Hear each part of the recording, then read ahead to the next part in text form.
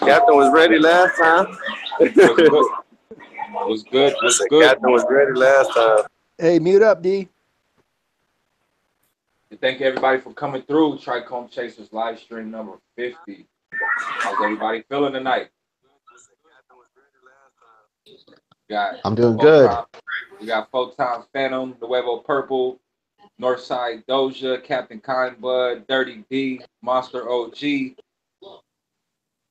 Waiting for Blunt Thumb, Loki, and Legal and Hands, you know. Rest of the crew, rest of the game. What it do, everybody? How everybody doing in the chat tonight? Oh, I'm doing good, What's man. up, everybody? Doing real good. Mr. Doja, how you feeling tonight, homie? I'm doing pretty good, man. I'm doing pretty good. I'm real excited. I got a lot of new things happening over here. I got a bunch of super fire cuttings from Treetop Genetics, and so I got them going, but you know, I can't wait. I wish I could be flowering them tomorrow, but you know, soon enough. So I'm pretty excited about that, and yeah, it's going good over here. I should be flipping my next batch this Tuesday, and then after that, I'll have all my treetop cuttings going in with the next batch after this one. So what all did you get from Treetop Genetics? Oh man, I got Purple Punch, I got the Sherb Breath, Meat Breath, Garlic Breath, the Kobe, I got the Putang Papaya. Let's see, I'm running down here because I got so many. I gotta look at them all. I got the gelato cake, wedding cake crossed with gelato. Ooh, I got Tang Breath. Ooh. Poontang Pie. Oh, I got Puda Breath. It looks like Banana Punch. I think that's what that says. And then I got that fire over there, bro. Yeah, bro came up on some heaters this weekend, for sure. Or last weekend, should I say. Did you grab the whole lineup or what? Yeah, I got a bunch, man. I'm not gonna lie, I got a ton. You know, me and my buddy came up and I got like 70 plus clones. Oh, I got the Purple Punch Alpha Cut and Purple Punch 2.0. And also I got you know, multiple phenos of all these genetics. So I'm super stoked about it. Can't wait to go through them all, man. You guys will definitely have to follow along and check it out. Make sure you guys follow Northside Doja's Instagram, man. Make sure you guys go follow his page, and so you guys can check out those new exotic strains he just got. You know what I'm saying? Bro's about to kill it. I'm trying. That's what's up. Hell yeah, bro. I think you should monocrop everything and just blow it out the motherfucking water.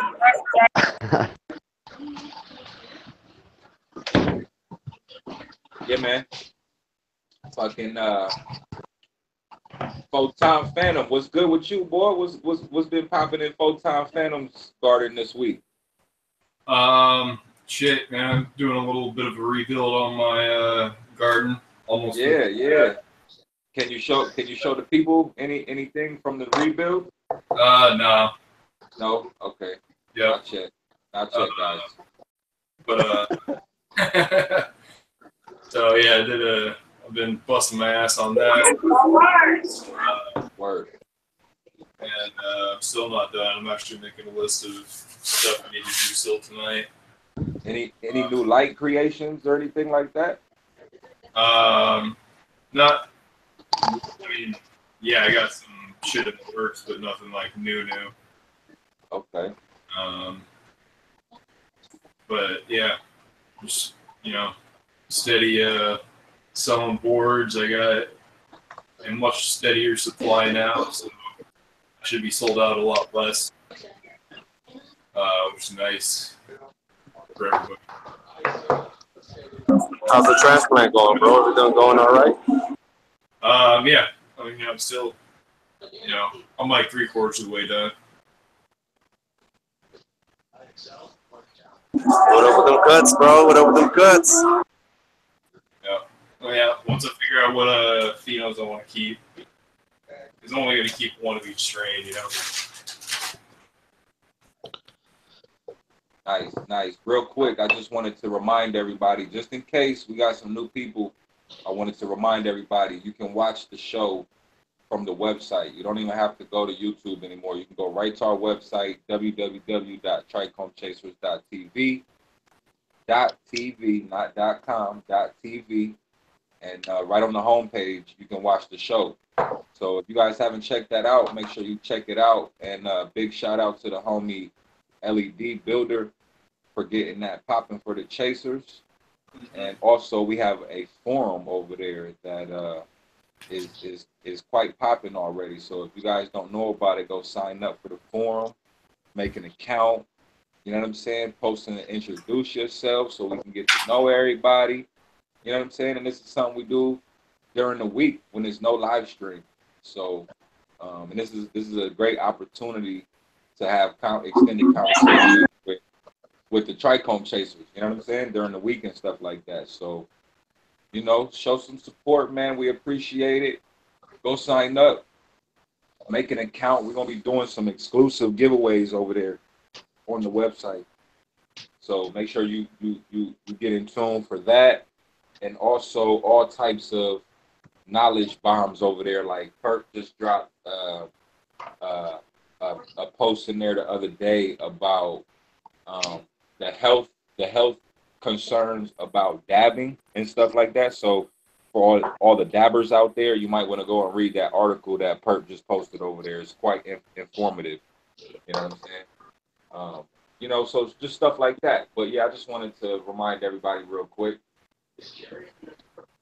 Yeah, it's a great place to get some knowledge. Yeah, shout out to LED Builder, man, for making it happen. That's awesome. What was you saying, Cap? It's a great place to share knowledge. It's a great place to share pics.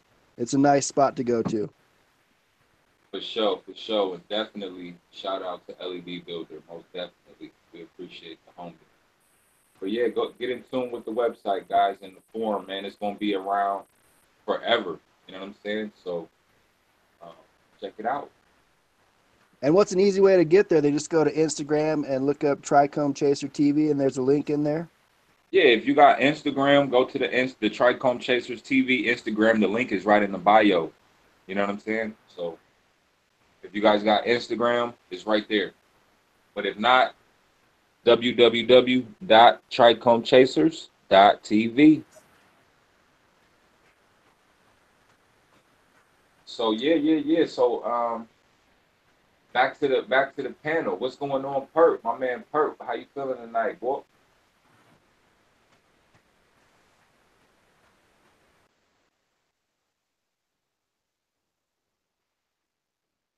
Purple. Yo, can you guys hear me? Fucking my bad. I don't know. I got like weird feedback going on, of course, but yeah, doing all right. Just chilling right now, just rolling up some of this Deadhead OG. Just chilling. Nice. That's what's up, man. That's what's up. The Deadhead is definitely some thrax, man. I miss my cut of Deadhead for sure. Yeah, for sure. There's some nice variation, some pretty gassy stuff. So I was pretty excited to smoke some. Popped a nice oatmeal stout. Just chilling. The grow's doing all right. A couple weeks into flower in this room. I got 3,000 watts going right now. Over just a few plants, some over-vegged mothers, but everything's doing all right. Looking pretty on point for development, but still trying to get things trimmed up and out of this fucking my spare room so I can set up these tents. I was thinking I might just have to get some totes or some buckets and just chop all this shit up and put it in buckets for now or something, because I gotta make some room or do something. I don't know, but yeah, I popped those Larry Bird breaths Yes, the other day.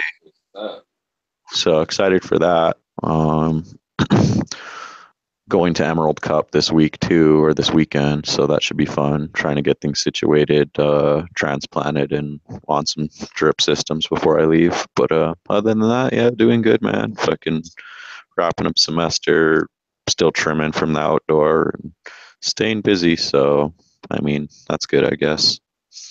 Hell yeah, dog. That's what's up, bro. What was that nice purple bud you posted on Instagram? Oh, that was some this purple glue. Some weird phenotype I found in some S1s that just was like straight purple all the time. So yeah, it's pretty not. I don't have any cuts of it. I basically let it go. But yeah, it was nice.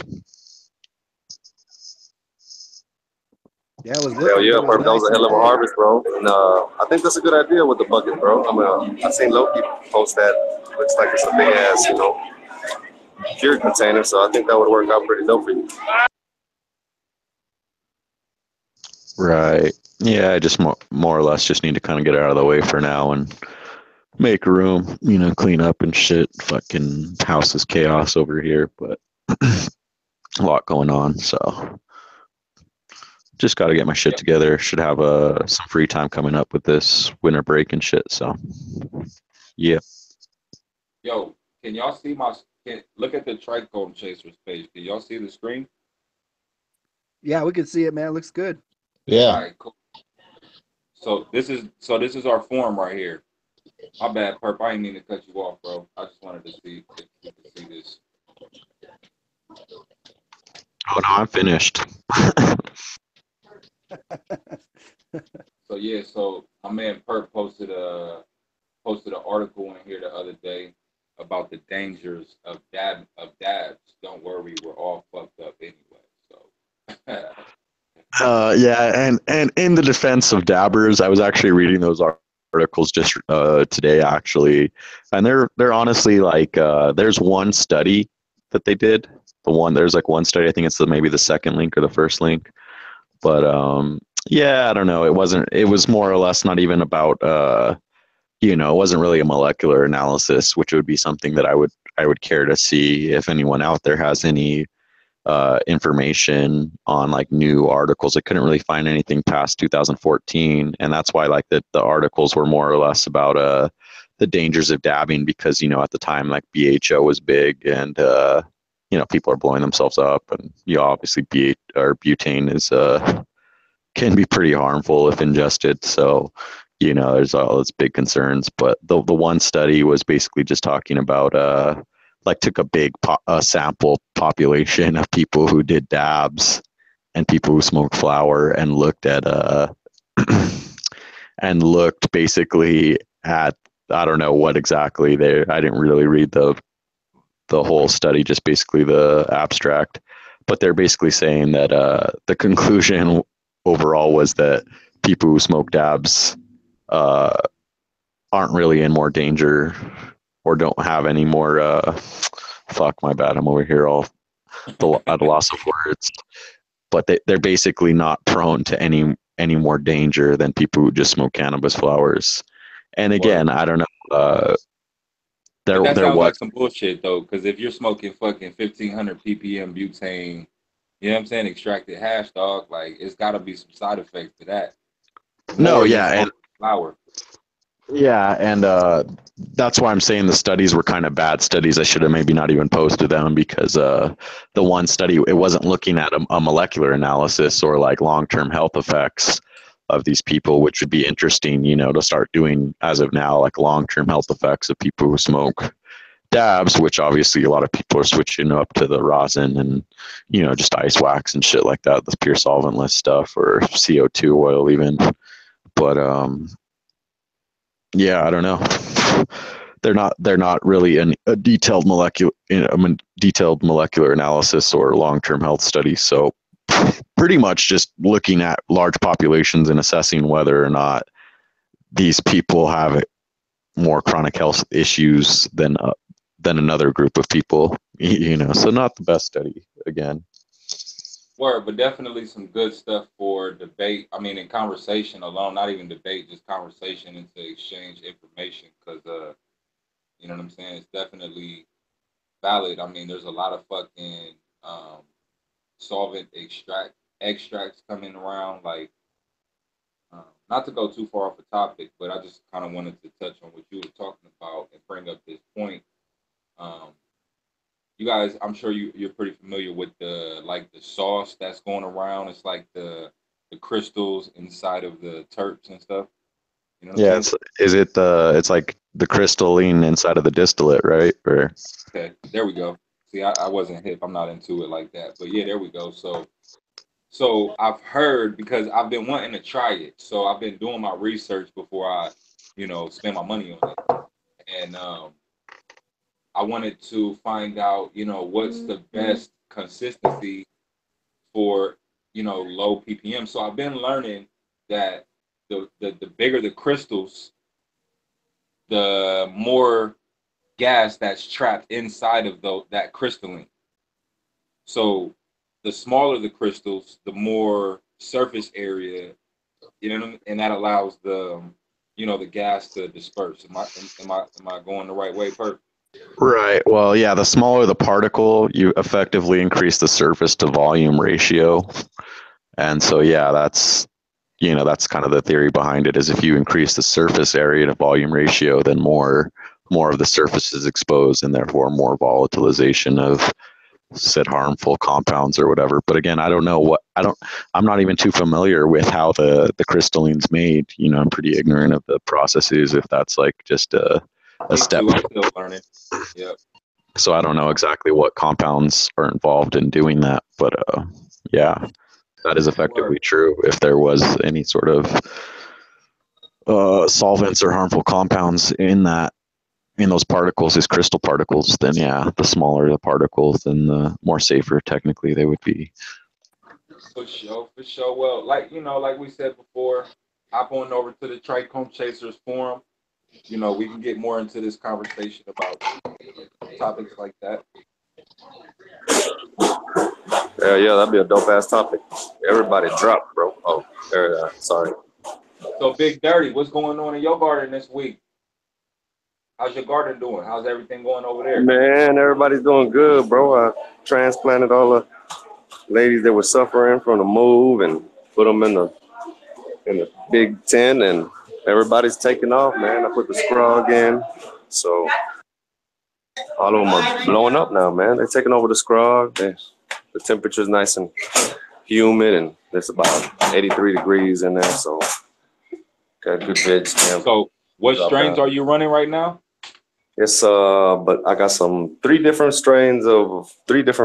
Of dark plasma, and then fuel cookies. One fuel cookies, one Northern Lights, and then one Love Potion 99. So 6 ladies in a 2x4. You said fuel cookies? Yeah, that's by the homie Sunny Organics, man. Shout out to him. He's doing good things out there in Oregon, I believe he's at. Sunny Organics on IG. Let me guess. That's a Kim and Cookie cross? Hell yeah.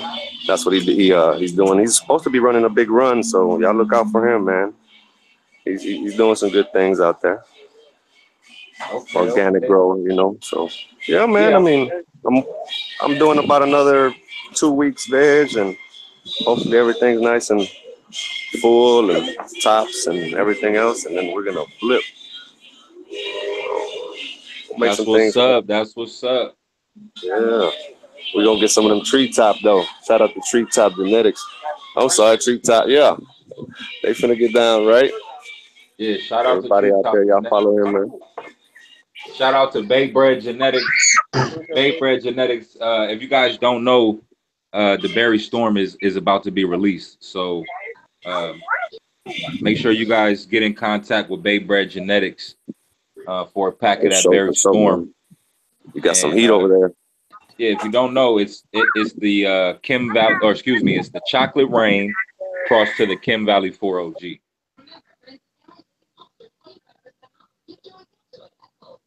And it's fire. That sounds hella good. Yeah, that boy DWC Kush got some good things going on, right? Bro, yeah, check out DWC Kush's Instagram. He's got some Berry Storms going right now, and I ran them earlier, like I want to say last spring. I ran the Berry Storms, and I think he even found some better phenols than I did. And I'm gonna tell you like this: the Berry Storm was probably one of the best plants that I've ever had in my garden. You know what I'm saying? Wow, that's real right there. It's coming from you, bro.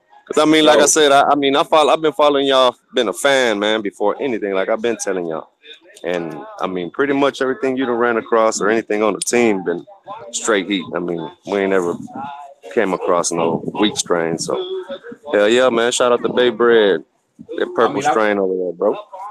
I've came across a few weak strains before.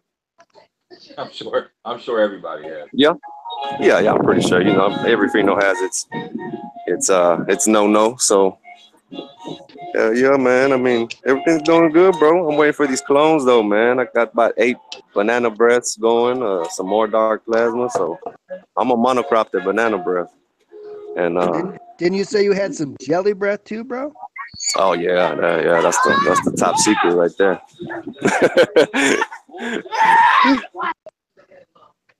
Yeah, a clone. I got about 2 clones of her now, so she's doing good.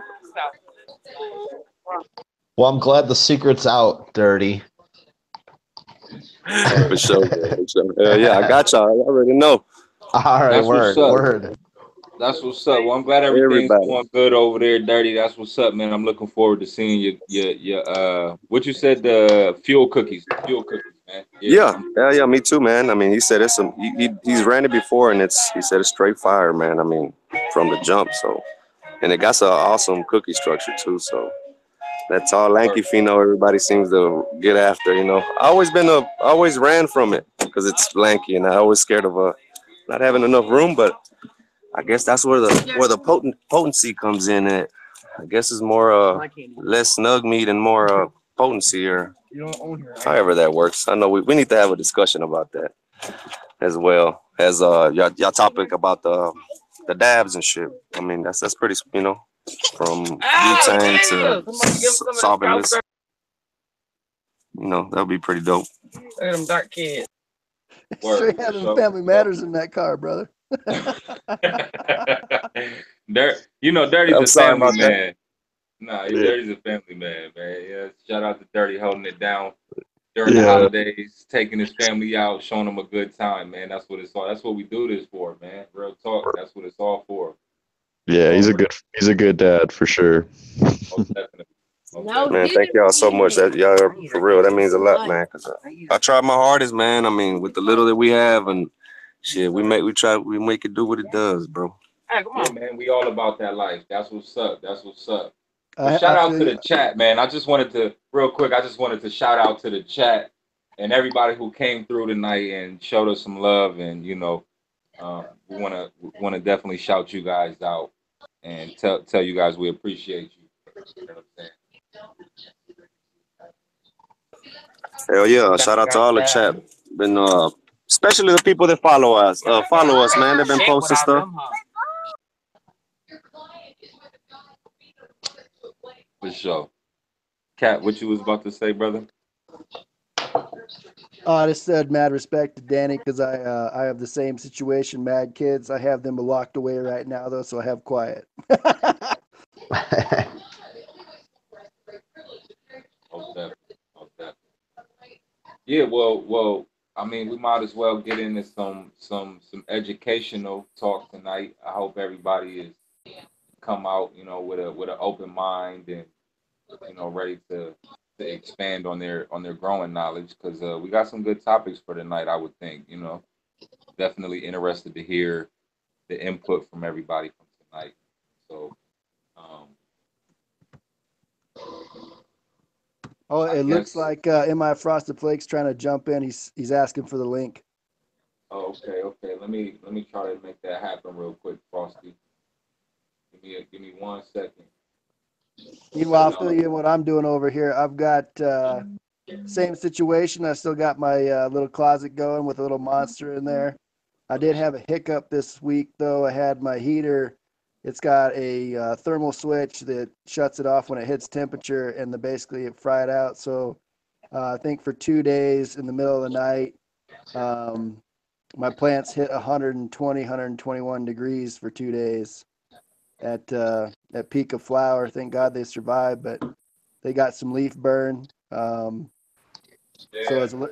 it's a learning experience. So I'm getting myself a quartz heater that you can set the temperature, so that'll never happen again. But yeah, so that was a little rough on the lady. She is still doing really good though. The project's going well. I'm using LED lights on it.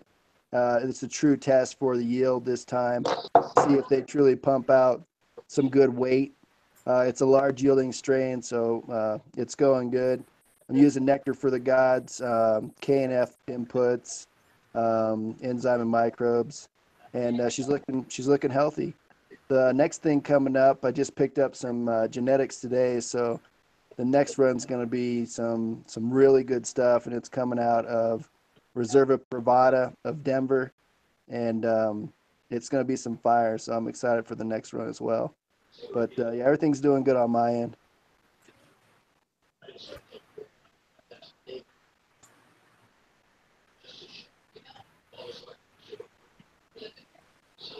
Word. That's what's up. I'm glad you got the temperature under control. Yeah, I've never seen it that high. I'm glad it just survived, to be honest with you. Yeah, I looked at the video this morning and I was like, "Oh, what happened? What happened?" Yeah, I guess it's got some Vegas weather for a couple days. Yeah, that's fucking hot. But I mean, I couldn't even imagine what the thermal level was inside that plant, you know. plant hates you. But I'll nurse her back. She'll give me something in return. Yeah. Word, I'm over here trying to get Frosty in the building.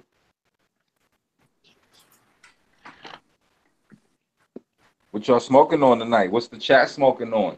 What's going on, chat? Should be pouring up tonight. Is Frosty on the panel? Yeah, Oh, just hopped in. shit. What's happening? What's happening, my brother? Shit, about to blow a new house out, man. Just picked up some new lights. Oh shit, let's hear it. Let's hear what Frosty got going on, guys. You know he's got big news. Let's hear it. We about to pump out 8 of the 315 CMH or the LECs from Sunlight Supply. I got scooped up 8 of them on Black Friday. Hold up, what now? Hold up, back up some. You said you're about to do 8 what? 315 watt LECs from Sunlight Supply. 315 LECs. Ooh, wee. Okay. So LEC is the new technology of lighting, just in case anybody isn't familiar with that. I think what does it stand for, Photon? I think we should have our lighting guru kind of take over and explain what the LECs are. Yeah. Actually, I've never really heard the term, but I never really looked into it. So let me see here. It's light emitting ceramic. Yep. Okay. Bam. Correct. Bam. Perp's a master of many trades. There we go. Fucking. Yeah, that's a highlight, pretty much. So a light emitting ceramic. Okay, so Frosty's got 8 of those, and you said you're about to put them where, or in what, or do what over them, under them? We got about 12 foot by 12 foot space. We're gonna try to hang them. A 12 foot by 12 foot area with 8 LEs, 315 watt LECs. Okay, that's gonna be pretty fucking massive right there. Yeah, we got 8 lemon diesels. We got 8 Spartan Cushes. We got 3 Gorilla Glue number 4s. We got 8 Big Bubba Cushes. I got 1 wedding cake, 2 9-pound hammers, and 3 Frosty Flakes that we're sticking underneath. They're all in 5-gallon pots. Okay. There's about roughly like 34, I think, or 33 plants we're gonna shove in there. Word. Kind of going. I seen Cali Crop Doc, man. He's been killing it with them LECs, man. So Black Friday came. My grocery store said, "Come in and we'll make a deal." And damn, I pretty much robbed him without a gun. Nah, that's what's up. But yeah, man, we're about to have some new updates coming up. I ain't been on YouTube too much. Got a lot of family shit going on. So just been stacking up on getting this new place up and running and stuff, so I can start posting new videos out. What stains you going to be running, Frosty? What was that? What strains you going to be running? Lemon Diesel, Spartan Kush, Gorilla Glue number 4, Big Bubba Kush, Wedding Cake, 9-pound hammer, and Frosty Flake. That's a nice lineup. How is that 9-pound hammer? I have not floured it yet. I got it from Malik Spider back at not the last cut, but the cut before that. I got it from him, and I haven't even had a chance to flour it. I haven't floured anything since outdoor season. I'm excited for that. I want to check that out because I got some beans from Alaska Mag Grower. He threw me some of that 9-pound hammer. I'm getting pumped. Yeah, Malik threw me a clone of the 9-pound hammer, and then I got beans of his 9-pound hammer crossed with Gorilla Glue, and then his 9-pound hammer crossed with Plushberry. Oh, so you got some candy over there. Yeah, and then I got the Ninja Fruit I've been sitting on for a minute. I'm about to be popping them up too. As soon as I get my new location set up, I'll have a veg location and I'll have a flower location. So it'll be a lot better. I'll have more room to pop beans, and it'll be nice. Start pheno hunting for some new stuff. I've been growing the same stuff for like 2 years. I also wanted to give you some props for getting on that treadmill, getting back in shape, man. Oh shit, yeah, man, my feet be hurting though. I tell you what, man, that It's gonna be worth it though, man. You're gonna be on that health train. Yeah, trying to, man. Plus, I got my kid a lot more now, so man, he's active as hell. He's only 3, man, but he's active as hell. So, man, my days are jam packed between dad life, caregiver life, and then having some personal time. It's a job, man. But that's what's up, Frosty. That's what's up, man. I'm glad to see that everything is working out. You in the driver's seat, man. You know what I'm saying? That's what I like to see, bro. Like, I forgot who I was talking to the other day, bro. But you don't even know, Frosty. But I'm always bragging about you, bro. I'm always bragging about you. And I told you, you know what I'm saying? Like back in the day, that I like when I seen your buds, like from that first you know what I'm saying, within that first year of growing.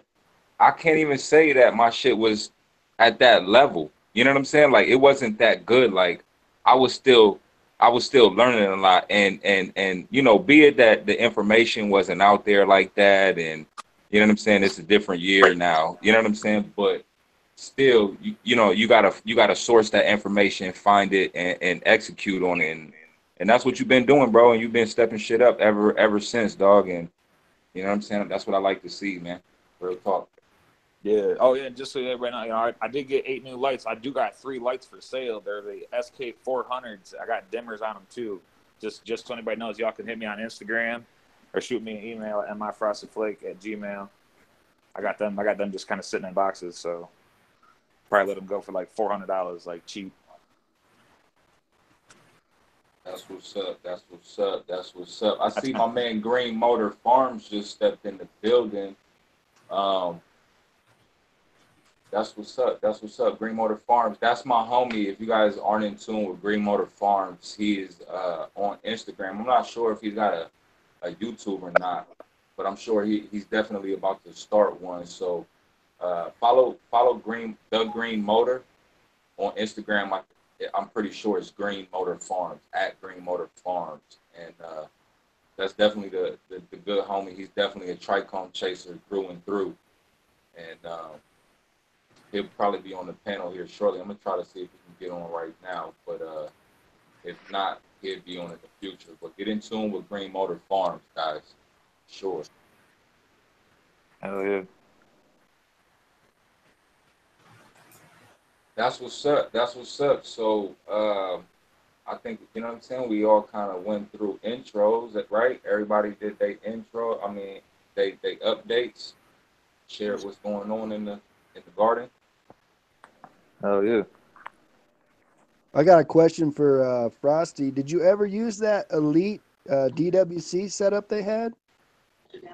No, I got a plan in there. I just never got time to set up a flood and drip, like a drip system for it. I still have it though. I have a plant in it, but instead of having it, like the plant it didn't make the cut for outdoor, so it's just been sitting in a room vegging since outdoor. It was like they were like 6 foot tall. Yeah, that thing was pretty dope. They were trying to charge like $1,000 for that thing, right? I don't even know. I didn't even look up the price on it. It just showed up one day. Well, that was nice. Yeah, I just had to take a scrugna and lay it down. Like that bucket. I mean, I could imagine if it was a drip to waste, it would be like running awesome. It's just right now I just didn't have the time to set it up. But I'll probably end up still doing a segment on that. I'm supposed to be getting some more newts from them, so maybe I'll turn around and make a little segment on that one. Yeah, because it's a pretty nice system. Yeah, I wish I'd have got more than one bucket. That'd have been cool, like 4 system or something.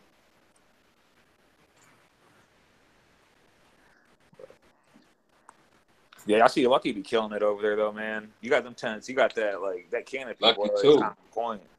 Lucky too is another one I'll be bragging about all the time. Like Lucky, he's stepping it up. But what I really like about Lucky is you're not going to push Lucky because if you know him, you will be like, man, bro, you could be doing this and you could be doing that, like, because you know Lucky got mad potential.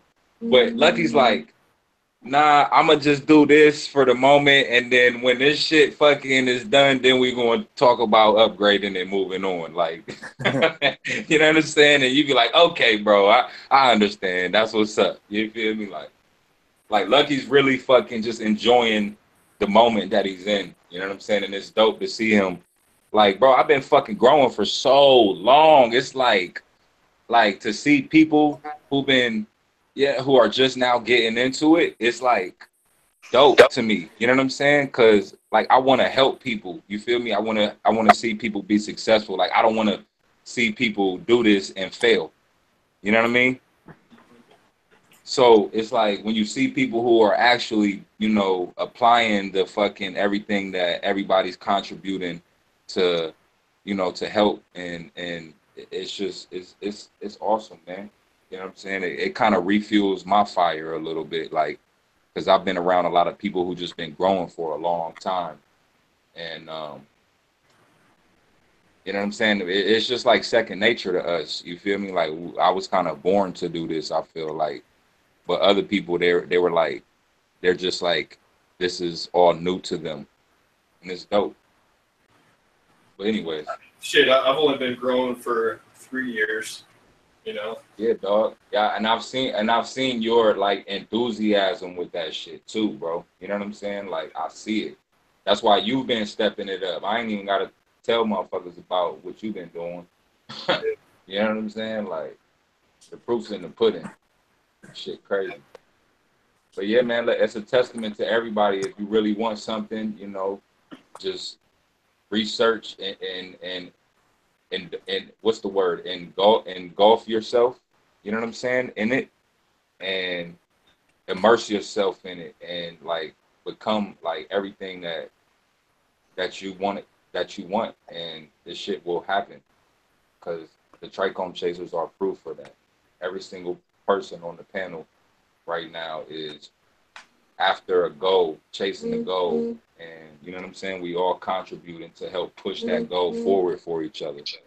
You know what I'm saying? And whether it's knowledge or word of mouth or, you know what I'm saying, somebody vouching for somebody, like, you know what I'm saying? Like that help push that forward. If you really want it, it's there. Anyways, I'm going off on a rant, guys. Why y'all ain't been stopping me, man?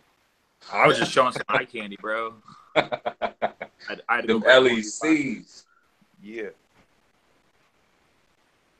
Them LECs. Powered with all Phillips bulbs. I went with the 31K. The 31K. Okay, so that's like the full spectrum. So you can use those from veg to flower. Yep. For sure. So do they make? Oh, go ahead. That's much flower spectrum than a veg spectrum. Word. Okay, yeah. See, Photon's the spectrum master over there. Now I was about to ask Frosty, does he know if they make those in different spectrums, or is that only one spectrum? I think they have the 42, and then they have the 31. My buddy Joe Redbeard on Instagram, he's using the 31. He's got 8 of these in his room too, and they convinced me enough to buy them. Plus, seeing Cali Crop Doc killing it with them, I mean, when you see too many people with good results, it's kind of got to jump on the wagon eventually. And Black Friday was the best day to do it, I'm telling you. Yeah, and make sure to wear some long sleeves and some glasses because it's got some serious UV. Does it? Oh, yeah. Yeah, man.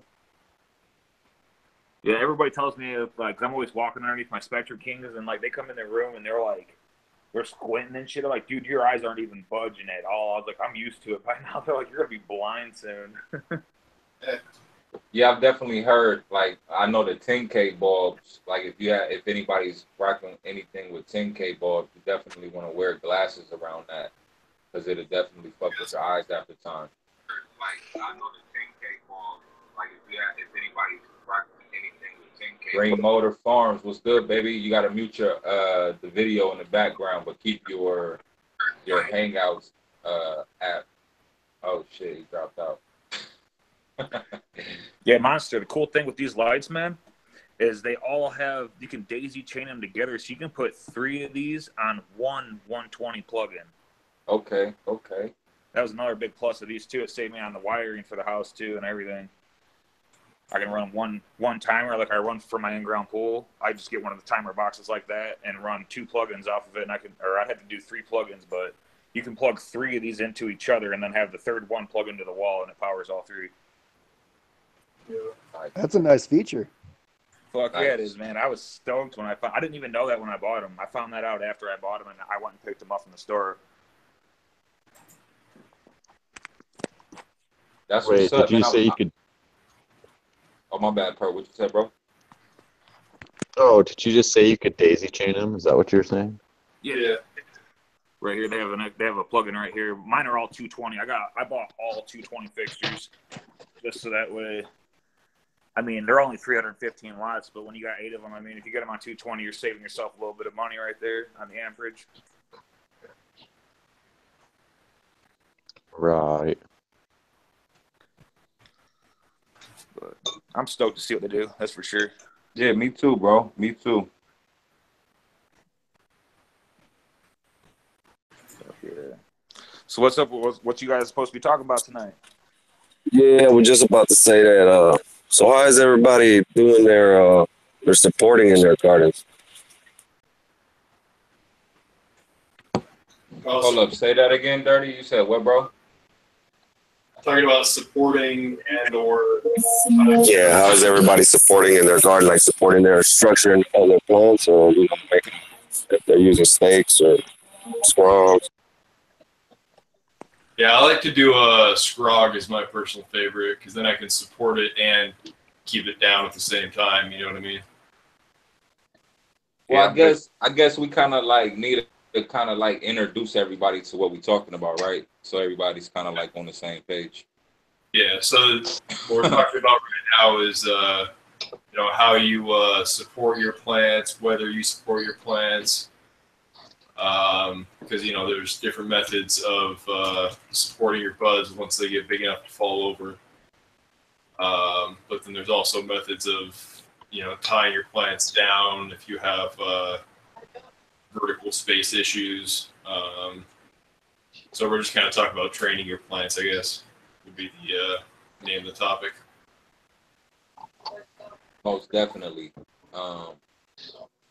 Yeah, so let's just go down the panel, Monster. Let's just start with somebody and see how they pre-plan it and how they do their supports. For sure. Yeah, man, I always go with scrog nuts. I tried staking, and then it just seemed like every time, like every couple of days, I was walking up there and I needed to go buy more stakes. Yeah. So I built 2 trellis nets, tried that out, built them out of 2 small PVC. They were flimsy. Plan ended up taking one of them down. So now I went with the eye hooks in the wall, or they're like the ones you hang your car keys on if you came in your house. Yeah. I just went around and screwed them all the way around my room, and now I just connect the net right to that. Nice. Saves a lot of room. I have some custom-made scrog nets out of welding TIG rod, so 36-inch welding TIG rod in a 3x3 grid, and I just made a bunch of those, so I just got those whenever I need them. Welded those together. I like the 3x3 grid. I've tried a 2x2. I don't like it as much. And yeah, I also suspend my scrog net. I don't like put it on the side or anything because I run a stack of grow. So about a minute. What's that? Okay. I also run a suspended scrog net, so like because I run a perpetual grow, so I'm always like taking out like one plant per week or something. So I'll have to lift up like part of the scrog net so I can shimmy that plant out of there and then lower it back down without doing too much damage to the plants. Hell yeah. Yeah, I was gonna give a quick shout out to Great Lakes Provision on Instagram, man. He has some of the best build your own scrogs, and he actually has all of his specs out there too for like rolling tables and stuff to save a lot of people's space for stuff too. Real shit. Real shit. Oh yeah. Yeah, definitely. Great Lake Provisions is definitely killing it on the DIY scrogs and just DIY shit, period. He's got all type of DIYs. DIY foggers, DIY rolling tables, all type of DIY stuff. He a grow guru, bro. Like, most definitely. Yeah, I actually just made some rolling tables. It's funny you guys mentioned that. My new room is featuring rolling tables, so. Oh yeah, pretty stoked about that. They're great. I haven't heard much about that, bro. Shit, I need to hear about that. I got my I'm screen sharing right now. Actually, my room. Pretty much my entire grow room. Let's see here, let me extend these. But so basically, like this is the door over here, and these two roll together, and they can roll all the way out to here. So then I can be, I walk in the room easily, be right here, roll these all the way over to here, get to all the plants that are down, like on this level, this level, all the way back to the back. And then also, then I can roll this one all the way over here. And then I can get to these plants in the back corner that you'd never be able to get to if if these were stationary right here, like you'd never fucking be able to get to the plants in the back corner here. So did you build a track and you have wheel casters on those tables? Yeah, I have rigid casters, and then I put a 2x14 by 14 pieces of lumber down, so they're 2 inches, or I guess they're 1.5 inches thick, by 14 inches long, or 14 inches wide and 14 feet long.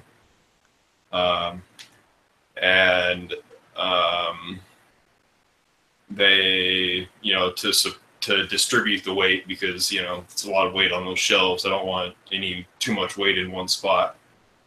You don't want track marks in your floor, basically. Yeah, exactly. Or, just going straight through the floor. So I put down those pieces of wood, and then some rigid casters just on the bottom. I put a 2x4 across from like here to like this side of this one on the bottom. So like on the bottom, there's a 2x4 there's actually a 2x4, and then I reinforced it with the second one on the bottom. And then my rolling caster, my rigid casters right here. And I used 2 pieces of 1x1 aluminum angle to make a track, so that, if my casters aren't perfectly square and straight, then they'll still stay inside that track no matter what. And why don't you let the people know the advantages of using your boards on something like that because you're able to do double stacking, correct? Yeah. So yeah, I'm using my board fixtures. Actually, eventually it'll be everywhere. But yeah, so they have a really wide spread, and basically, you know, you can get them really close to your plants, and they won't burn your plants.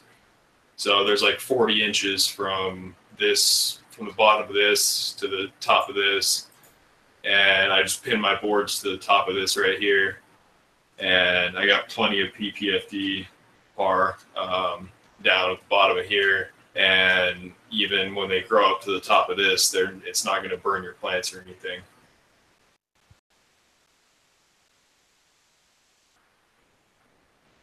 So the lights on the bottom side of this, they roll with the racks, and then I have lights hanging from the ceiling that stay stationary when I roll the racks. And then I put my scrog net on the vertical post here. So what's the spacing on your shelves? You have like 30-something inches on the lower one, and then the upper one's like 40-something inches, or? No, it came out to be about even. It's like 40-something inches and then 45 inches. It's like 44 inches and 45 inches. So you basically have 2 rooms in that space. Yeah. So running your particular boards with the less heat that they put out, but they're putting out enough light that you can get quite a good yield in that space, almost more than HID, correct?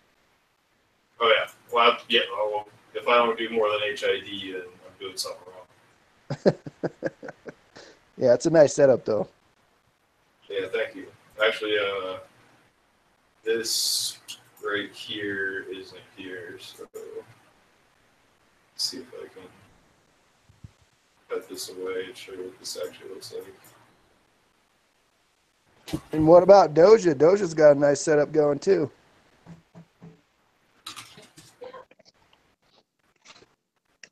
Yeah, my how I support my plants, mainly in my production area of the garden, I do a double layer of trellising. But I still use stakes. Like I'll throw random plants in my flowering room, in pots of cocoa, and then I'll usually stake those up. One thing I don't like about the stakes is if you get the green ones, the paint like gets on your hands and on the weed and everything, and I don't like that. And I've heard that if you like get stakes from like your buddy or whatever, they can harbor powdery mildew. So. And what particular brand is that, to give everybody a heads up? What's that? The green stakes. What's the brand? Oh, I don't know. I just they're at my garden store, but they're painted. Stakes. Yeah. I mean, you'll see them all over. I'm trying to get the natural, like regular tan bamboo stakes. Definitely treat those though, because I did get some bugs from those damn things. Yes, and see, again, that they can harbor, problems and stuff. And I used to use them throughout my whole garden when it was a little bit smaller and stuff, but if you got a larger sized garden, man, you're gonna get poked in the eye, or it sucks. You're gonna get poked somewhere, or you go to service a plant and you're like, oh shit. So that's why I went to the trellising. Yeah. And is there any specific time that you do the staking as well? Because I know if you do it too late in flower, like you'll lose some roots, and you could hit a main root.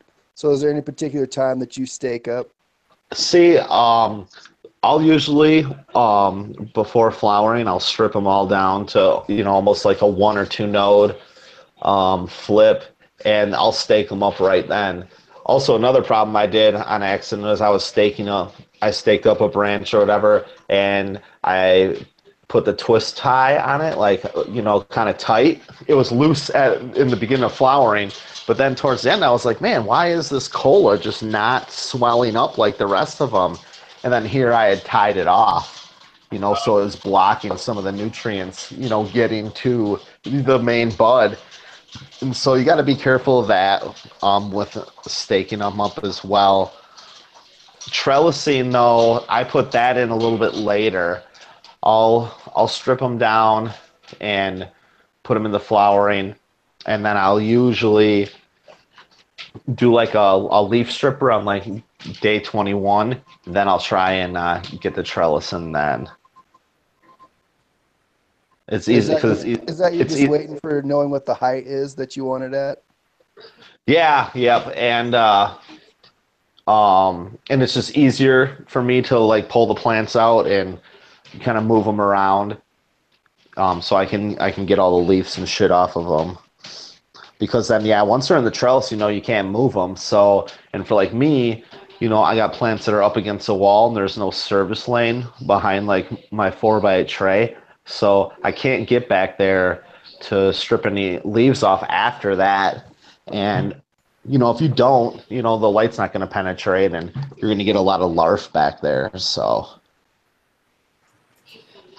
right, that's why I kind of wait on it. Let's move on to the next guy. How about you, Perp? What do you do?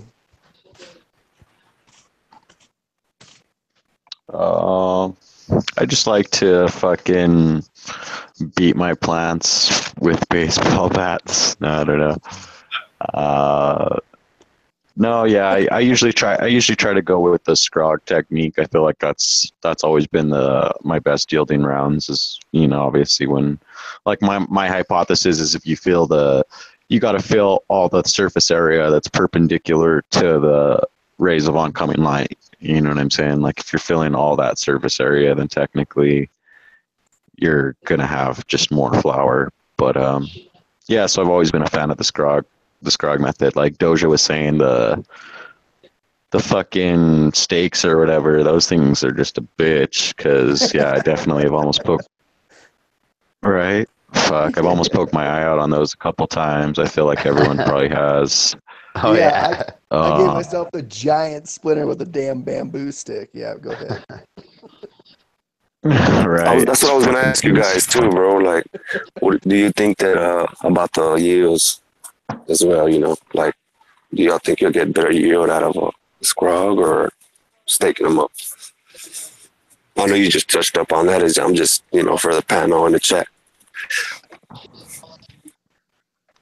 I think that it just depends, like whatever method that works good for you. You know what I mean? That's what's up. But that's my best yielding rounds have always been from using the scrog net or something like that. So, yeah, that's my whole thing: scrogging and then just lollipopping to not get any larf, like Doja was saying, lollipopping, and yeah, I might do a little light leaf stripping, nothing too heavy or crazy. Maybe just a couple leaves blocking bud sites and stuff like that. But yeah, that's pretty much what I do. Yeah, I'm the same way too. I don't really do. I'll lollipop a little bit, but not too much. What's good, Loki? What's going on, guys? My phone died earlier. Loki, what's good? Y'all can hear me? Yeah, we can Hey, hear what's you. up, Loki? Yeah, sorry about that. My phone died earlier. I hear y'all talking about y'all different methods of for trellising and shit. I mean, I could throw my 2 cents in there if y'all got a second. We would love to hear it. Nah. All right, cool. I won't do it, bro. No, but I like trellising. I like doing the scrog and everything. If anybody ever looked into that 3-a-light book, they got this method called schwazing, where you defoliate all the leaves. But it's kind of like, a few people have said that like this is their method, but in reality, it's like I read it in that 3-a-light book. So you would take off all the leaves on day 11 and then day 23, and it would just like increase the yield because you getting rid of all that extra foliage that's blocking the light. But I've had experiences with some strains that'll make them hermy if they don't like stress. But for the most part, I'll use a tomato cage, a square tomato cage on my DWC, and everything else I'll just use like a trellis, throw it over and scrog them in there. Best yield has been the trellis for sure. So you use the square tomato cage on your 5-gallon DWCs? I know the DWC I use are actually 13-gallon square buckets. The current culture like DIY buckets. Oh yeah, those are nice big ones. Yeah, it's easier when you're using the square buckets because you could drill into the side without it being circular and not worry about any leaks. And how do you strap those to your bucket? You basically just screw them into it, or you like strap it like with twist ties, or how do you get that to your bucket? The square ones? Yeah. Okay, so I've had some green square ones before that I got from Amazon that wasn't really to size, so when you put them on, they're really tight. But recently I went and bought like some chicken wire or some like fencing, and I just wrapped it around the bucket and I zip tied them together. That's a tight way to do it. Yeah, man, them cages is $25 a cage. I got 12 buckets. I don't feel like spending $300 on cages. It just wasn't what I wanted. $25 a cage? Yeah, I just didn't feel like it. I was Here just comes like that chicken $300. wire. And are they Yeah. the dipped? Are they the ones that are dipped so they don't have the paint coming off? Yeah, I think they're supposed to like coat it or whatever, but Yeah, he's talking about the square ones that you gotta like that are dipped in that coating. You seen those square ones? I personally haven't. That's why I'm asking so many questions. Yeah. No, it's all about the metals that oxidize. Yeah, I like rust on my nuggets. Yo, that's iron. Wait, so Iron. we haven't heard from Monster yet. Monster, what's your method? I mean, currently, what I'm about to build is a PVC trellis, like double trellis, like whole fucking thing. So basically, I'm gonna build out of PVC a trellis to fit a 3x6 table that's gonna have, you know, a double layer. So the first layer will start around about 24 inches, and then the second layer is gonna be, it'll probably stand about, you know, 56 inches, about 5 feet tall, off of the top of the table. That's what I like the most. I like trellis the most, but I've done staking, I've done tomato cages, and all of that. I think it's just different, you know, like not too long ago, I was just using tomato cages, and I think the tomato cages are really good because you could really train the plants around the tomato cage if you want to. Like I used to twist branches around the different layers, you know, the different levels. I would twist nodes around, kind of bind the plant around certain stuff, like especially OG plants, because you know they stretch real fast and they're real limber. You know what I'm saying? Almost like vines early in flower when they're first. So you would do like a bonsai. I'm doing a bonsai right now with the platinum cookies. Looking really good, actually. What you think of bonsai? Like a real bonsai? No, I'm just kidding, man. You were doing a weaving in the cage, which was super smart. Oh, word.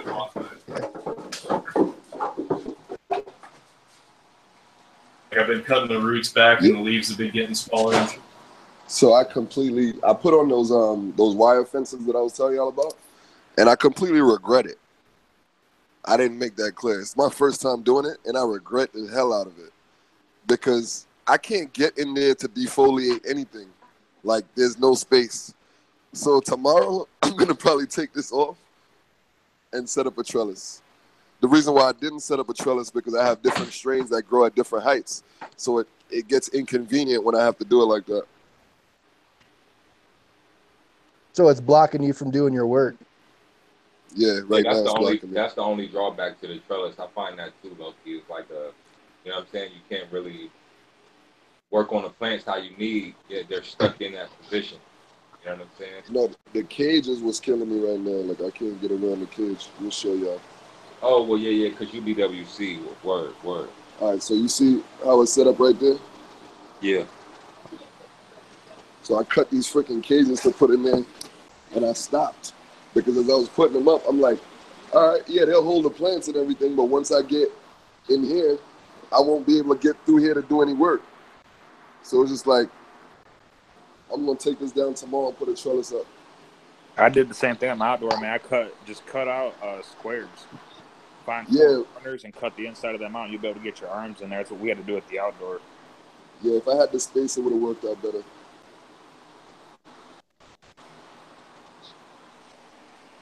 Yeah, that's Definitely dope, set though, up to grow some monsters. Keep showing. Yeah, What I'm else you trying. got? What else you got popping over there? Let's see something. Show them ladies. On me? Yeah, you.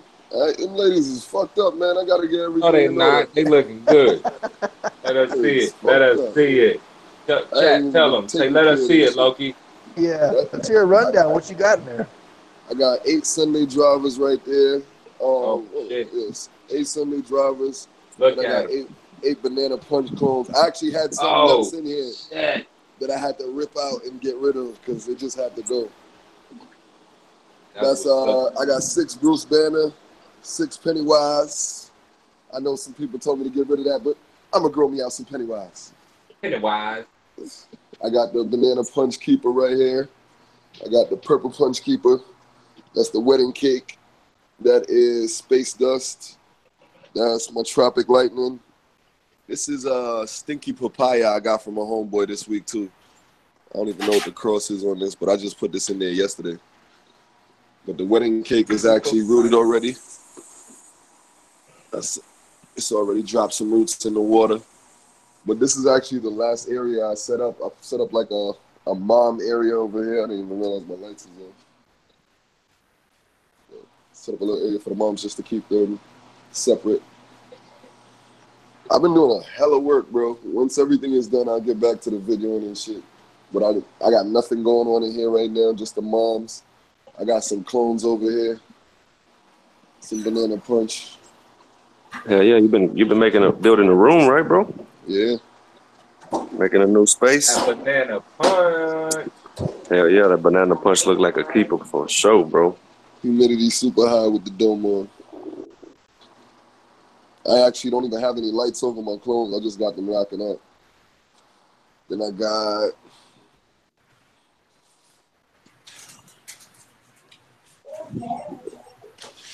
got this room. So I know we had a little bit of.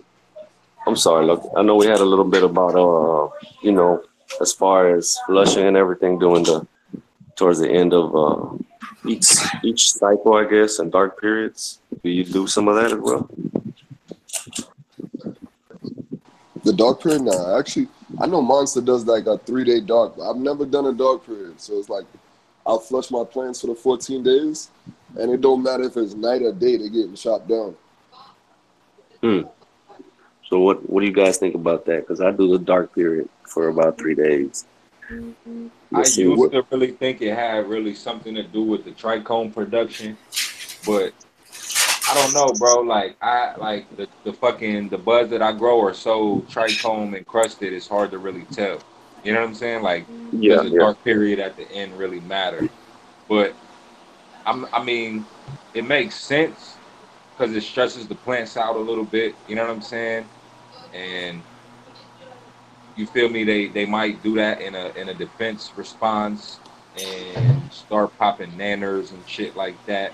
Because usually, what I found is, those really, really trichome heavy plants, late in flowering, they're gonna pop nanners. You know what I'm saying? And I don't know if the trichome, trichomes are a defense mechanism for sure. You know what I'm saying?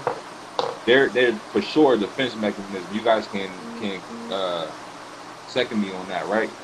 Defense mechanism, trichome for the marijuana plant. Yes, sir. That's what it uses. What about everybody else? Yeah, it's solar protection. Yeah. Okay. All right. Yeah. Word. So like trichomes are evolutionarily like sexually or sexual reproduction because they're sticky and they catch pollen. Okay. So that's just my hypothesis. So in my mind, I lost my train of thought.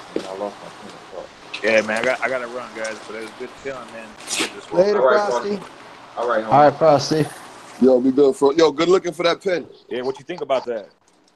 It was pretty good, man. I actually liked it. I got it upstairs. I was rocking it all week. I got a few other pens I've been fucking smoking all night. All right, I'm gonna get you out one of them syringe things, man. I'm gonna top that last one. I guarantee it. All right, that's what's up. All right, Just hit me up. I'll talk to you guys later. All right, Frosty, have a good night, bro. All right, bro. Thank you for coming by. I remember what I was about to say. So, anyways, real quick,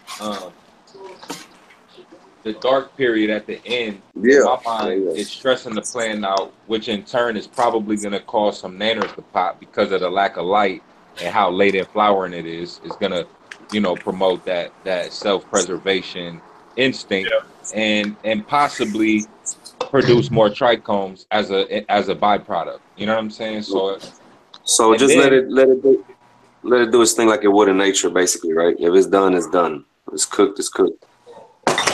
I always just harvest right before lights on, after a 12-hour dark period, like normal. And I always read that was because at night the plant doesn't need the sugars in the chlorophyll or in the leaves up top on the plant. So it sends all the sugars down to the roots for safety. And then once the sun rises, then all the sugars come back up to the leaves. So you're effectively flushing plant more if you give it a dark period, if you don't harvest in the middle of the day. Yeah. What do you think, Captain? I know Captain got some juicy info on that. Well, sugars. I was just gonna say that. Fuck. There's all this background noise. God damn it. Uh-oh.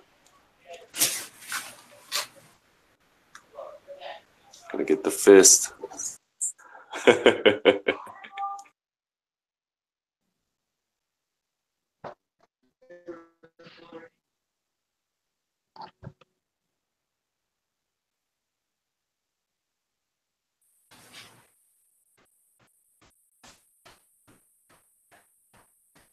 All I hear is people popping off and all. What's going on?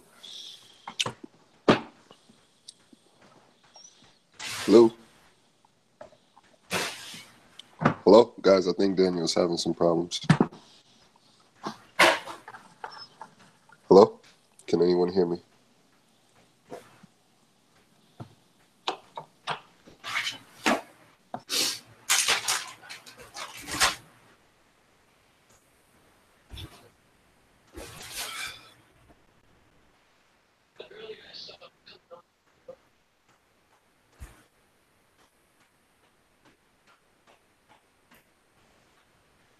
What's going on? All right. Just Hello? yeah, I got. Yeah. Yeah, I think everybody just started resetting for a second. Yeah, I'm just weird drawing stuff.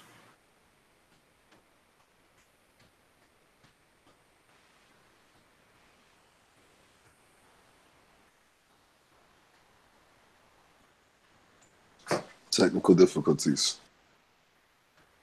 Did we like reset? Are we live right now? I believe we've been live the whole time. I'm not sure. The motherfuckers be like, give it here. So they'd be like, give it here. Oh, I can't believe this stuff. Legal.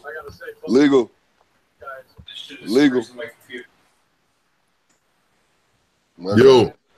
I could hear some woman talking, bro.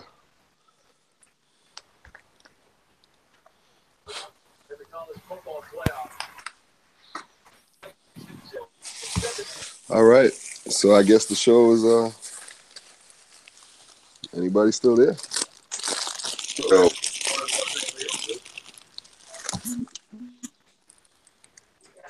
Somehow my settings just fucking changed on this. What the fuck?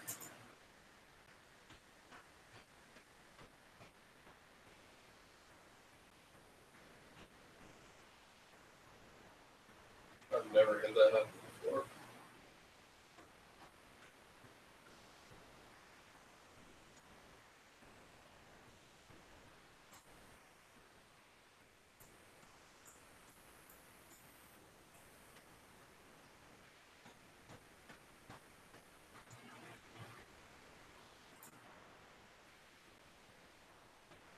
Are we still on the call?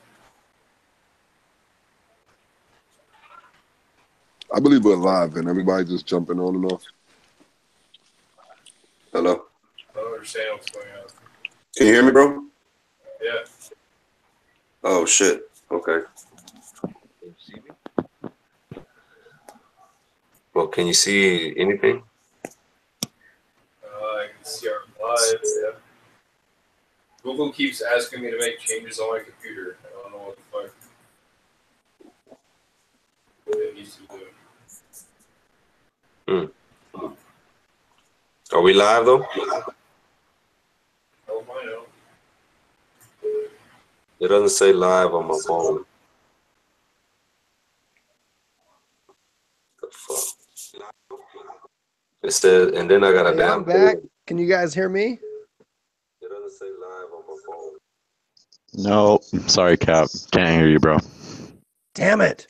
Fucking delay. We're straight getting that Google Hangout fuckery right now, huh? It's the feds. Yeah, it's the feds.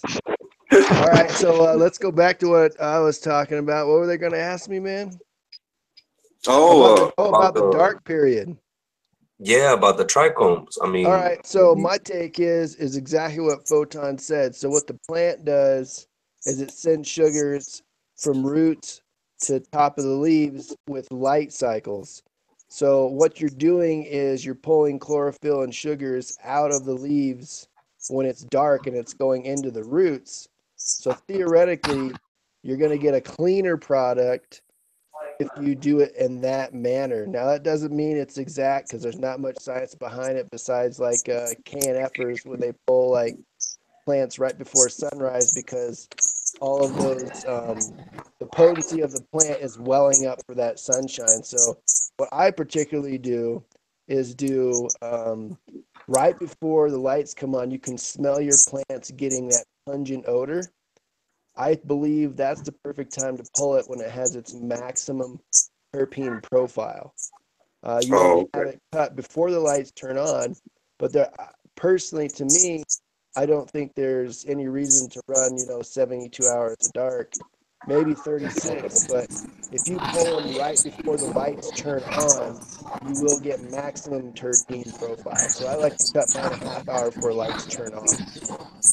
Okay. Yeah. So right on, Photon.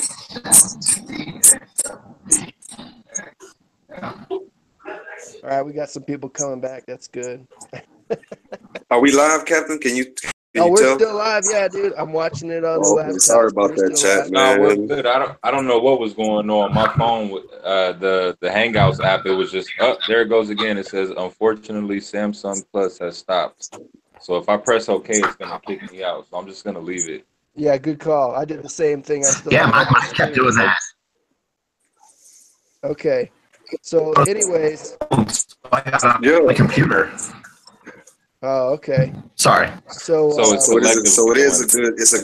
like you, Monster, and Photon were touching on and Purple saying as well.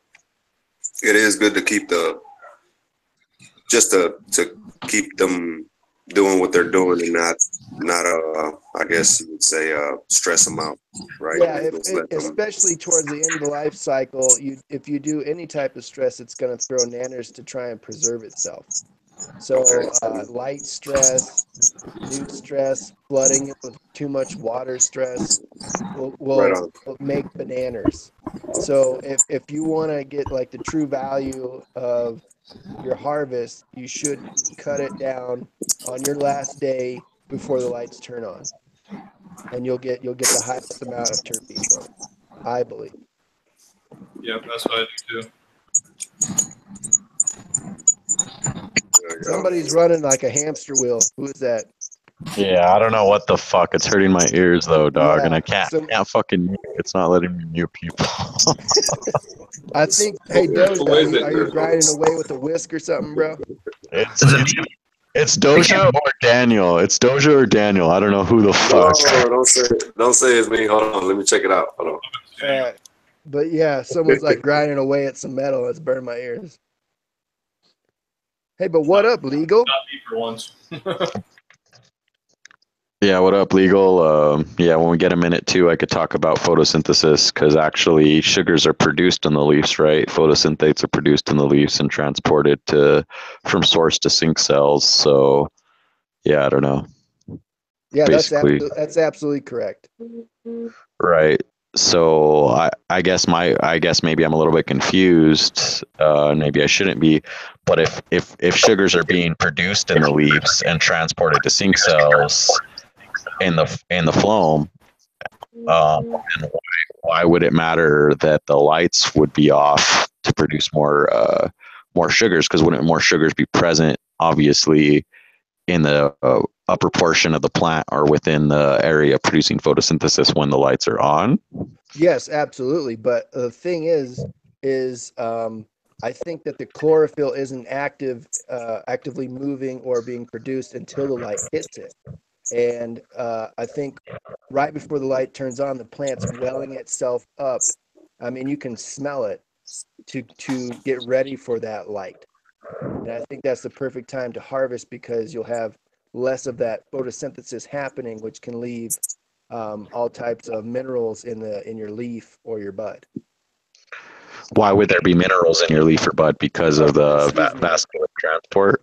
Yes, exactly. So as it pulls it up there, it's welling it, getting it ready, and once that light hits, it's actively moving within the plant and the upper part of the plant instead of being stored in the roots.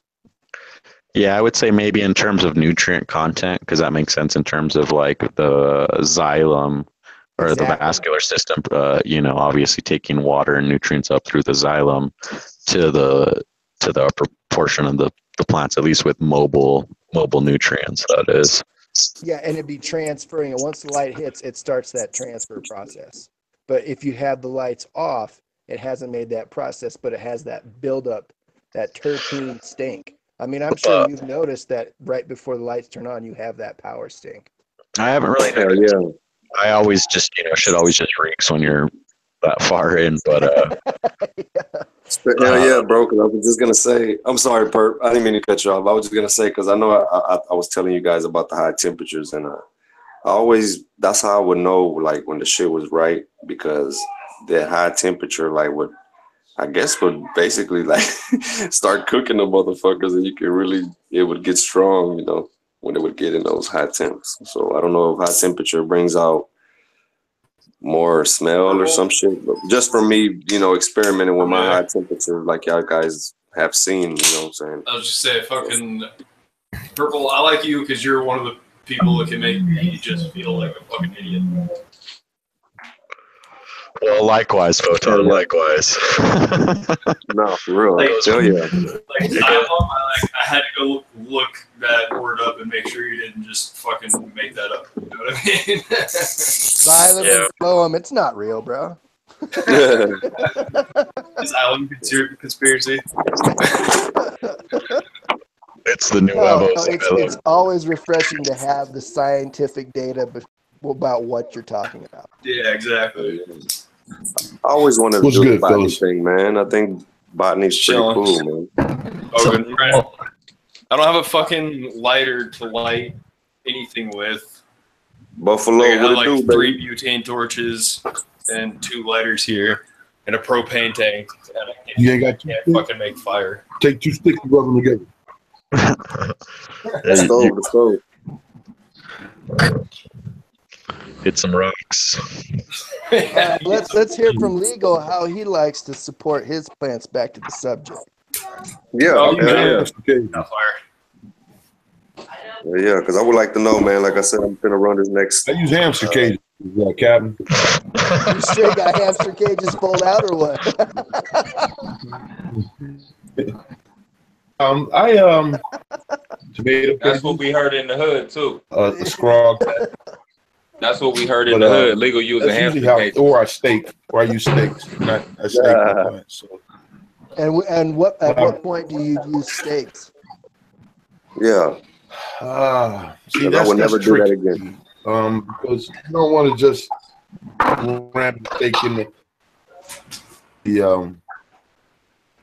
a nicely, root mass built up. So probably usually right around, right before I flip them, I would stake them for like a week before I flip them. Okay.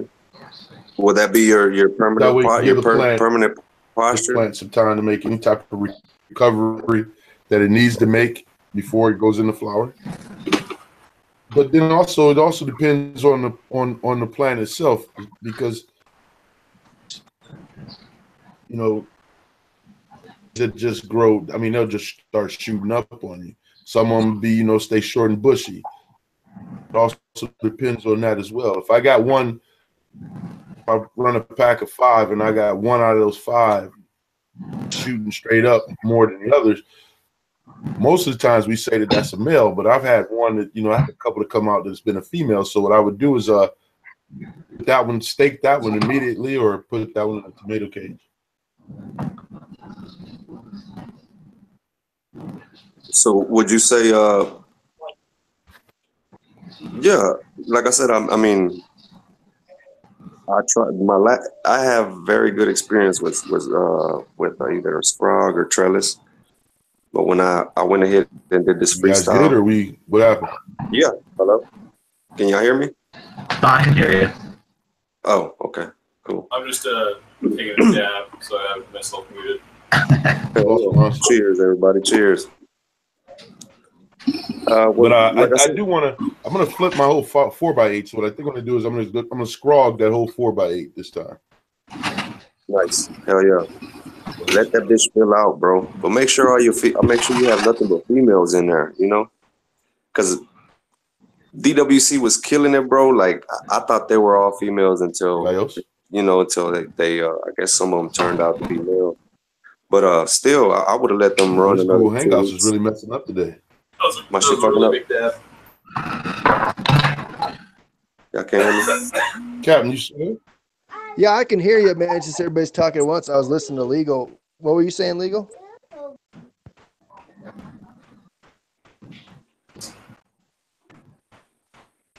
I think Google Hangouts is messing up. He was saying how he likes to use hamster cages. Yeah, I already got kicked out of Hangouts, and I had to use the computer because it is messing up on my phone and everything. Hello? Yeah, I hear. I can hear you. All right. Sorry. You're a little choppy. I don't know.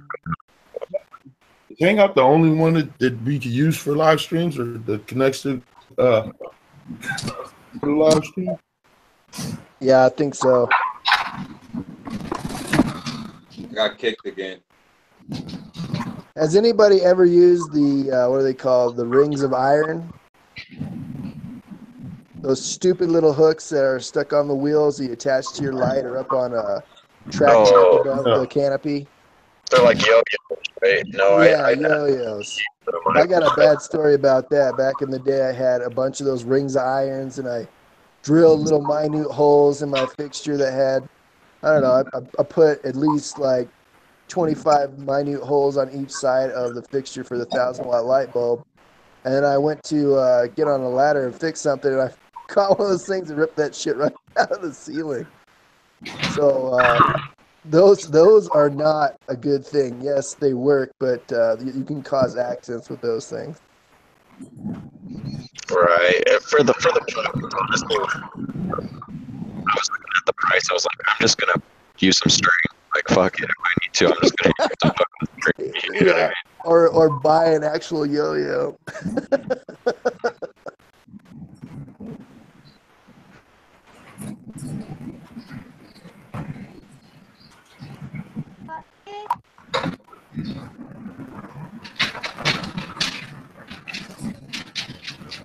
Hangouts is messing up. It keeps cutting me off. Oh my God, is it, man? It's really messing up. What you talking about, Captain? Those are like the those yo-yos type of deal. Yeah, they were called the rings of iron, and I only bought them because I seen some dude using them over in Europe, and I was like, oh yeah, those look great. Those look easy, And nah, man, they're a mess. Right. Especially when you go to harvest, like it's a whole nother ordeal. And I think Loki was talking about, I think I came in talking about the square tomato cages, if I'm not mistaken.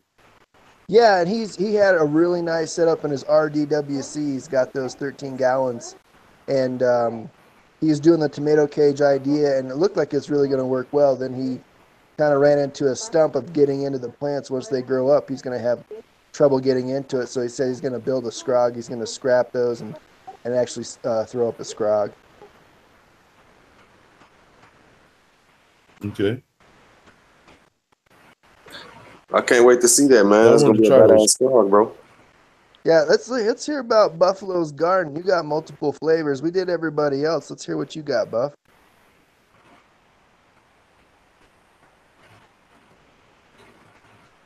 If the Hangouts will let you do it. Yeah, I'm sorry. You were talking about what the flavors I got in my garden? Yeah. What kind of strains you got going? Everybody else went over that. We'd like to hear what you got going. Oh man, let me see. Where do I start? Okay, in the flower tent, I got grapevines flowering in the flower tent, along with a canatonic, along with I have a sour Kim flower tent, and a Bewitched F2 from Ocean Grown is flowering in the flower tent. Now, the Bewitched F2 and the sour Kim, they've only been in there probably maybe going on week 3. Everything else is ready. I'm flushing everything else right now. Ready to a week or so. And then what do you got? What are you moving in there? Okay, so what I'm going to be moving in there? Well, I'm probably going to be taking all of the first class genetics that I have in veg. I'm going to veg those out a little bit longer. I'm going to move those into the. I could sex them. 4x8 is where my issue is. The 4x8, I have, let me see, I have a Sure Breath. I've got another Grapevine, Canatonic, Bewitch F2, Sour Kim. I have a Sour Nation that I got from 813 Genetics, which is a time Sour D. I have the X23 testers from Canada Genetics. I have Budman, Oregon Budmans. I have his Jawa Pie. 8 times White Russian company. I have their Goji Tange. I have a strawberry milkshake from Create Genetics, and I have a strawberry juice from KDS Seeds. Rhino. I also have a white rhino in there too as well. So yeah, I got a lot of shit in that tent, man, and it'll be ready to flip.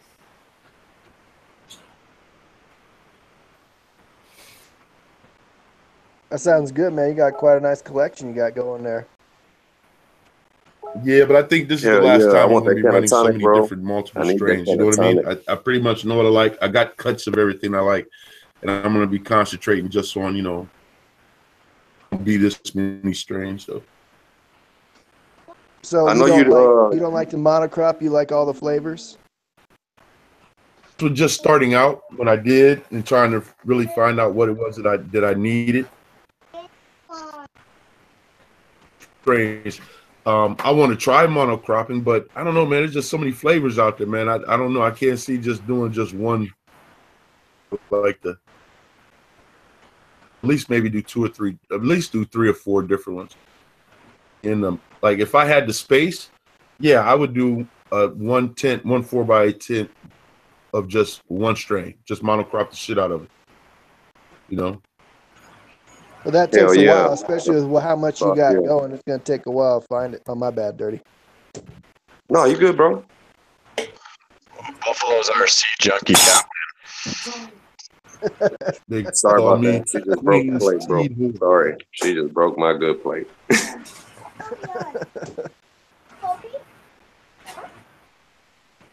So, did you also say you had like a really good male at one point in time? We're talking about it. I have a right now that electric diesel. I think I showed you guys pictures of that electric diesel that I got. Really nice. I mean, I think it would be a perfect male. If anybody wanted a male, I figured that would be a perfect male. Is it a stinky dude? I had it out of the tent, just sitting by me, which is, I don't know, maybe a good 15 feet, 20 feet from the tent. And yeah, he's a stinky dude, man. Yeah, that sounds like a killer cross to be messing with. Yeah, for sure. Do I sound too loud or something? Yeah. No, you're just right, man. Oh, okay, cool. I was gonna ask you, Legal. So out of all your experiences with scrogging and baking, what has been your best yield? I mean, that's what I think matters to everybody, right? Is yield. We ain't doing this shit. That's all I got in the garden, man. That's what I got going right now. Treetop Genetics. Shout out to Treetop Genetics. You know, I got a Gelato 33, big time gelato. I have garlic breath. I have that. Man. What else I got? Poochie's papaya, peppermint patty.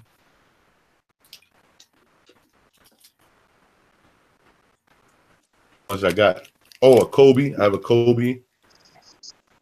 What do you think? What you thinking about monocropping? Which is LA Confidential times Purple Punch. How many? Yo, real quick though, he asked you. That wasn't the question. He asked you what types of support systems have you used, and what yields the best for you.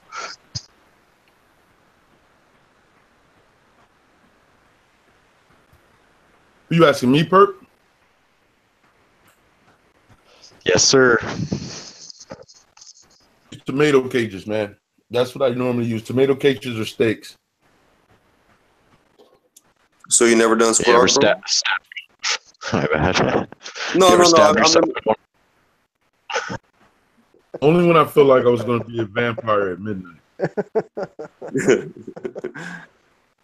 No, we were just trying to touch up on everything. You know, everybody's experience. Other than that, no. As far as tomato cages, and if you thought there was a difference in the yields from tomato cage to staking up to scrog, what do you think yield the best? Man, this Hangouts is really like messing up.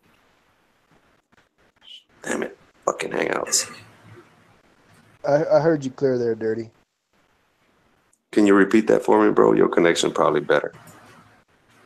No, you said you came through loud and clear. Yeah, you're good, Dirty. It's poor Buffalo that's having the issue.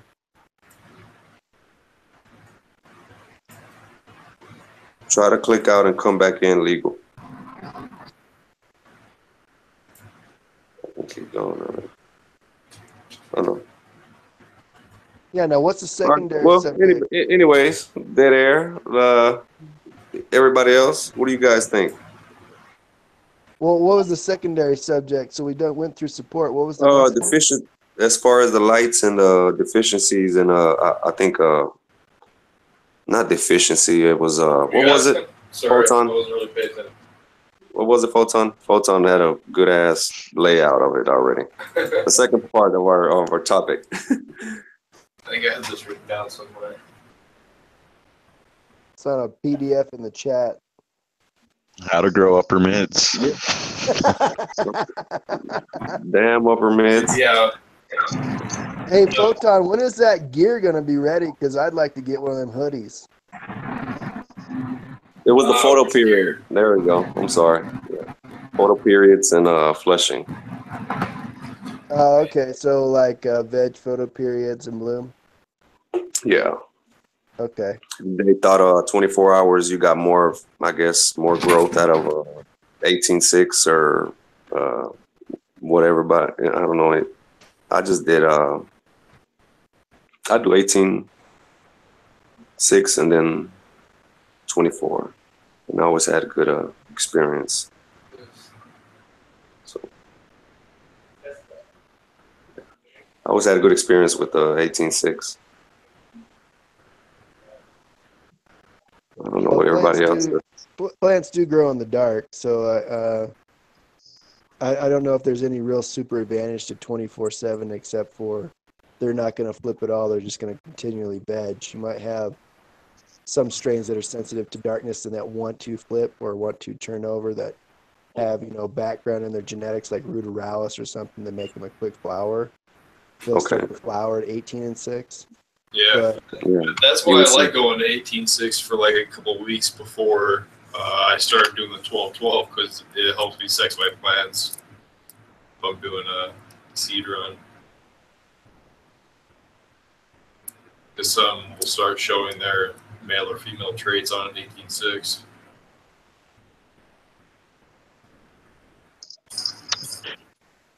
You like going 18.6 because why?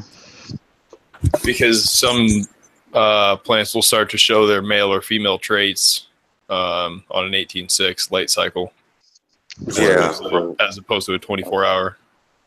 I was just gonna say that. If you're seed hunting, that's a really good way to go. If you're doing clones and you don't want them to flip, a higher amount of light would be a better use. Yeah, that's true. Hell yeah! So for somebody that's spending $120 on a bean pack and wants to find their females real quick, that would be the best way, right? Or what do you think? Yeah. Yeah, that probably is a good idea. My bad. Yeah, go ahead, Perp. It's your turn, Perp. Go ahead. Is it my turn? I would turn my camera on and raise my hand, but I don't want you guys to see my face. Shit. What are we talking? Oh yeah, so sex. I think that a lot of times you'll be lucky enough to see pre-sex signs at a certain stage of growth anyway. By just looking for little signs of pre-sex, little stigma styles, or as people refer to them,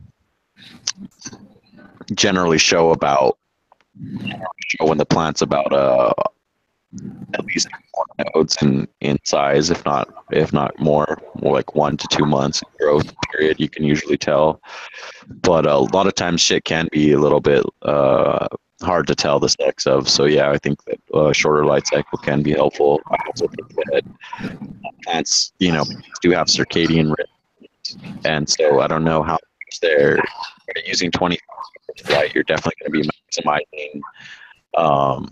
You're definitely going to be maximizing the amount of photosynthates produced under the light from photosynthesis, but at the same time, I'm not sure exactly if plants, when plants have gone into their quote unquote like sleep cycle, if they're actually producing as much photosynthetes, or if there even are.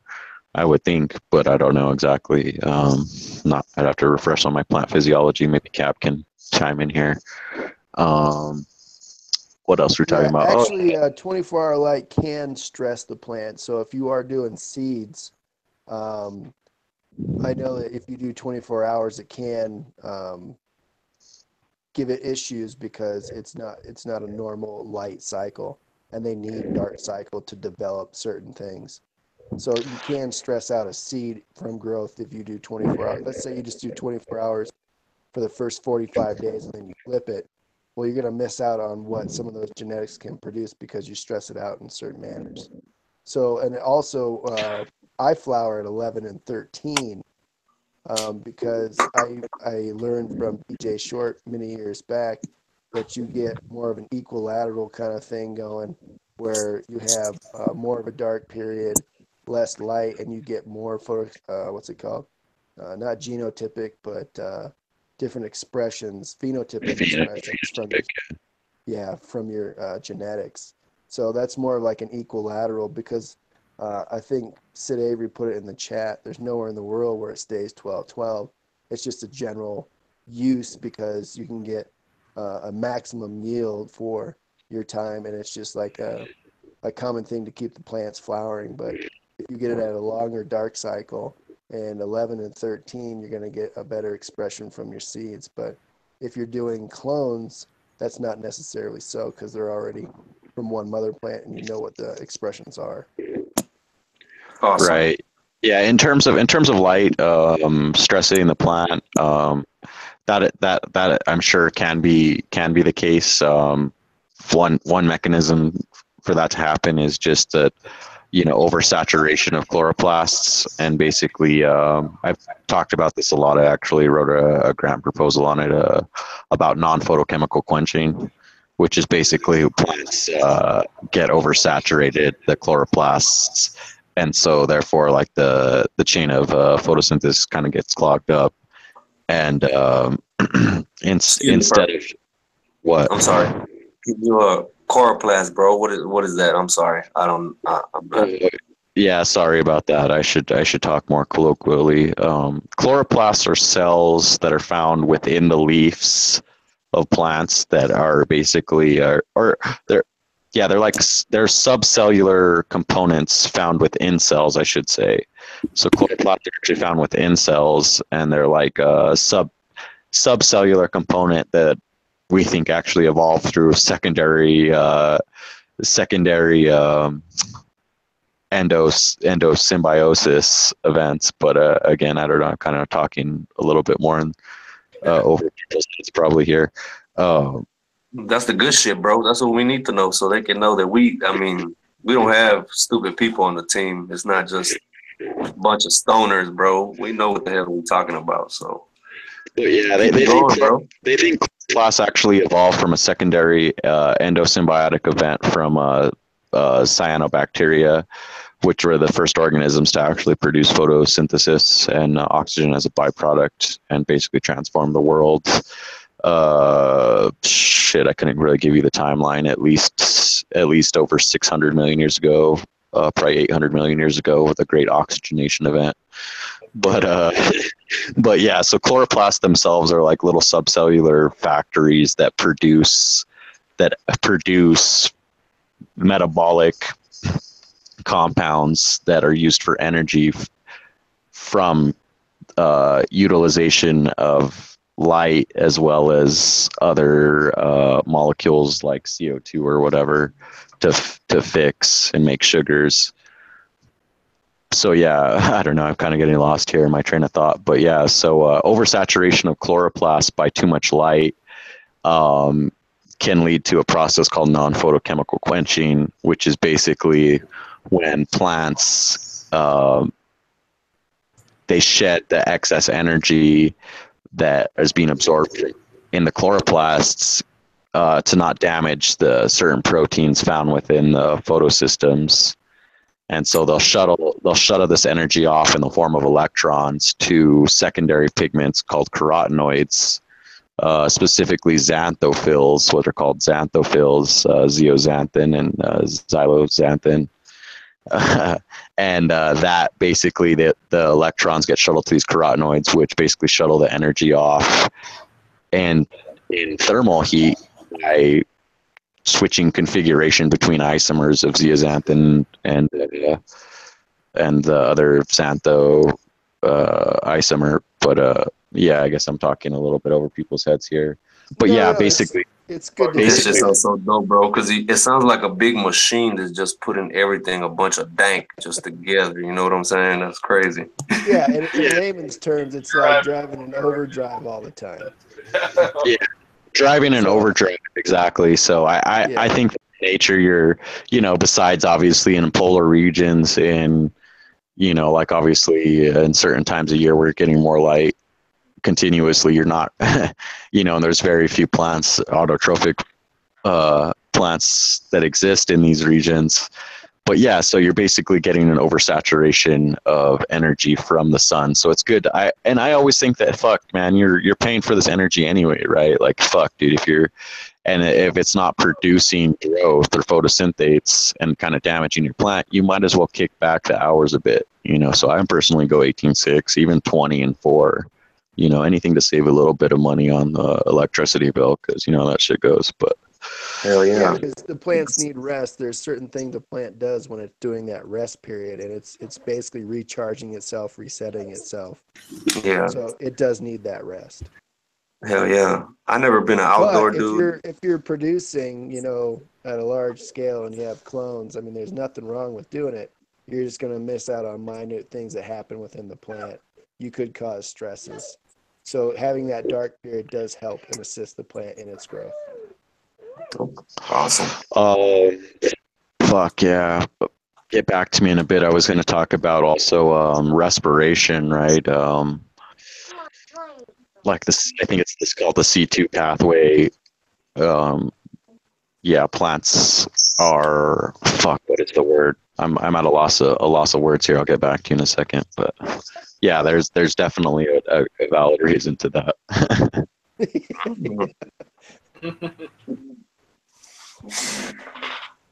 All right, anybody else want to chime in on that? Photon legal. No fucking clue, man. You are so far over my head, man. You're out in orbit right now. Yeah, man. I mean, that's just pretty crazy how it sounds like a bodybuilder. You know what I'm saying? Like you're just like, I forgot who touched up on that. Somebody, I don't know. It was one of us who said that. It was just like a bodybuilder this year, fucking just building and building and building to this last harvest, show or whatever, and you about to show out. So by the end of that time, you have to be all the way pumped up and juiced up. Yeah. So. Yeah, man, I can't wait for my first harvest with this new setup I got. At the same time, though, I mean, do you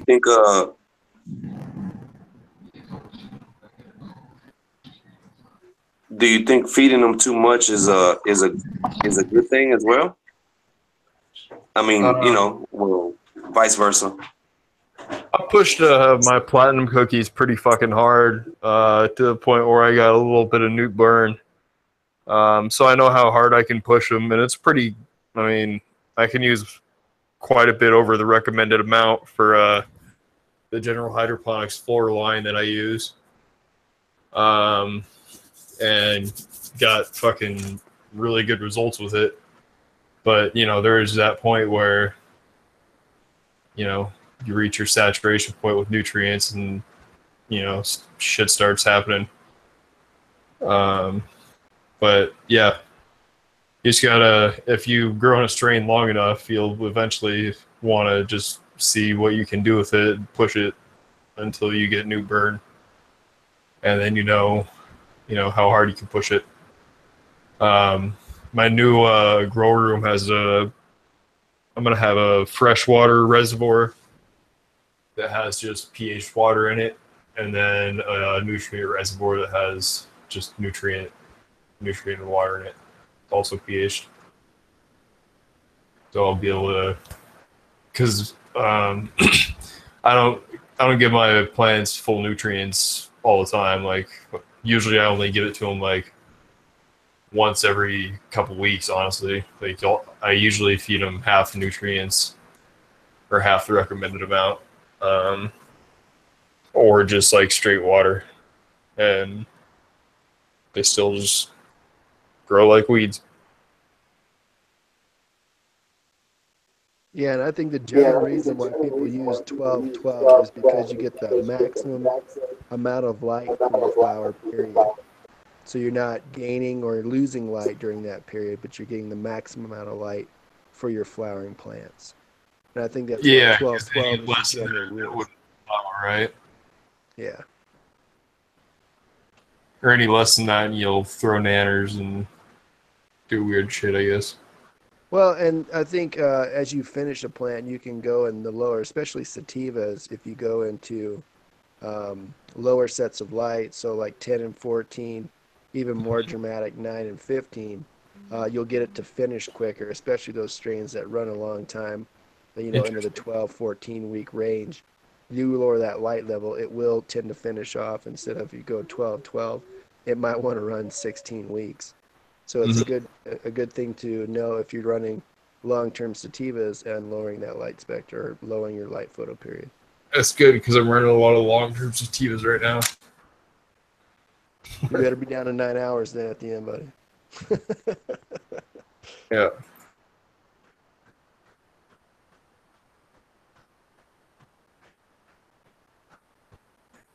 So, Captain, and I know we were talking about a little bit in the chat about no-till. How would the no-till person, or is it just something you have to take to heart that, I mean, it's nature, Nature's doing its thing.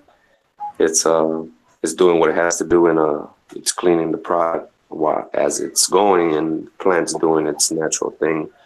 Is that why that's so more it's more efficient and it's more simpler to feed?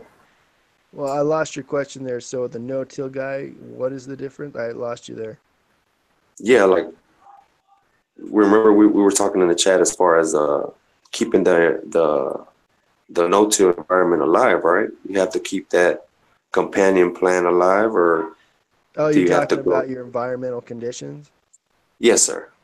That and Okay. as far that and the ppms in it, or does it have ppms since it's organic, or Well, yeah, it's is it actually cleaner? You know, it's just a controversy that they're shooting back in everybody's mind. I know synthetics and all of that other crap, but I'm just saying, you know, as far as what do you think about it? Like, is the no-till a lot cleaner since it's, you know, just aloes and teas and all of that good stuff? Or, you know, It's just another form of growing. I mean, environmentally, it's obviously the cleanest. Um, it's like a living soil. So I mean, if you're an organic person, that'd be probably just the perfect way to grow. You put inputs in the ground and you let the microbes and biology do all the work. So I mean, it's just to everybody's liking of what they like to do. So if if I had a large area to grow in, I would do no-till, but you would need at least, a 4 by 8, 3 foot deep, 2.5 foot deep soil bed to get a no-till environment going. You're going to need temperatures correct. You're going to need beneficial insects, companion plants, all kinds of stuff in the no-till to get your environment to where you need to where your cannabis is going to be successful in that environment. So it does take some fine tuning, but towards once your bed gets associated with everything and everything starts melding together, you're going to have a product for pennies. It's going to be cheaper to take care of. It's going to be environmentally sensitive. You're not putting things down the drain. You're not getting much waste. So for a person who likes organics, it's a really good way to grow. And it does take a lot of work to get it started, but once it does get moving along, it's a really clean process. yeah, I've been watching Brown Guy 420 for a long time. So I mean, I've been starting off, like I said, with some of them inputs, and I jumped onto the K and F, and Yeah, no, I think I he still has the big feel like bed, you have to so give it that. I'm yeah, sorry. Go ahead, Captain. he's got the big bed, so it's no till. But I think to a certain degree, um, until you get large enough, it's just a living soil setup. So you're basically feeding your soil. So let's say, I'm doing my closet with a 10-gallon bag full of soil. I'm doing a living soil. I'm not doing a no-till. You need a larger environment to have a no-till setup. And living soil is a great way to grow organically as well because you're letting the microbes do the work. You're inputting everything before everything is growing. So that's another way to do, for me, a clean cannabis grow. But there's nothing wrong with bottled nutrients. The only thing, with the organic people is, when you put that down the drain, it causes issues in the system. That's the only issue with bottles because bottled nutrient, you can create a great product. Yeah, I agree, Cap. I feel like the only issue, and I always stress this too, when it comes to growing with synthetic nutrients or salt-based nutrients, is that these are, these not only the only downside to these, like, and don't get me wrong, when and I think we had a whole episode about this where we talked about this, but when don't get me wrong, when plant salts were able to be synthesized via the Haber-Bosch cycle and the cycles that preceded the Haber-Bosch, that changed the way we grew. You know what I mean? And it helped to, at least in the dogma that I was taught, was that it helped to sustain a growing population in when at the time fucking, I don't know, not feedback, my bad. When at the time, there was a big concern about the growing population of the world, and so it was called the Green Revolution, actually, and from the 60s, I think, to the 90s, and the advent of golden rice and shit like that. But and plastics also helped that. But then we later found out that overusing salt-based nutrients actually reversed or lowered the water potential in soil so much that it reversed the process of transpiration in the plant and literally caused the soils to become infertile. So there's that issue, obviously, as well as the Haber-Bosch cycle, which is a cycle usually used to produce nitrates, or at least like the compound that precedes nitrate breaking down, is so energy inefficient to produce that it takes so much energy, and obviously that energy that we input into that cycle is from fossil fuels. So that leads to not only a depletion of resources but greenhouse gas emissions and things like that.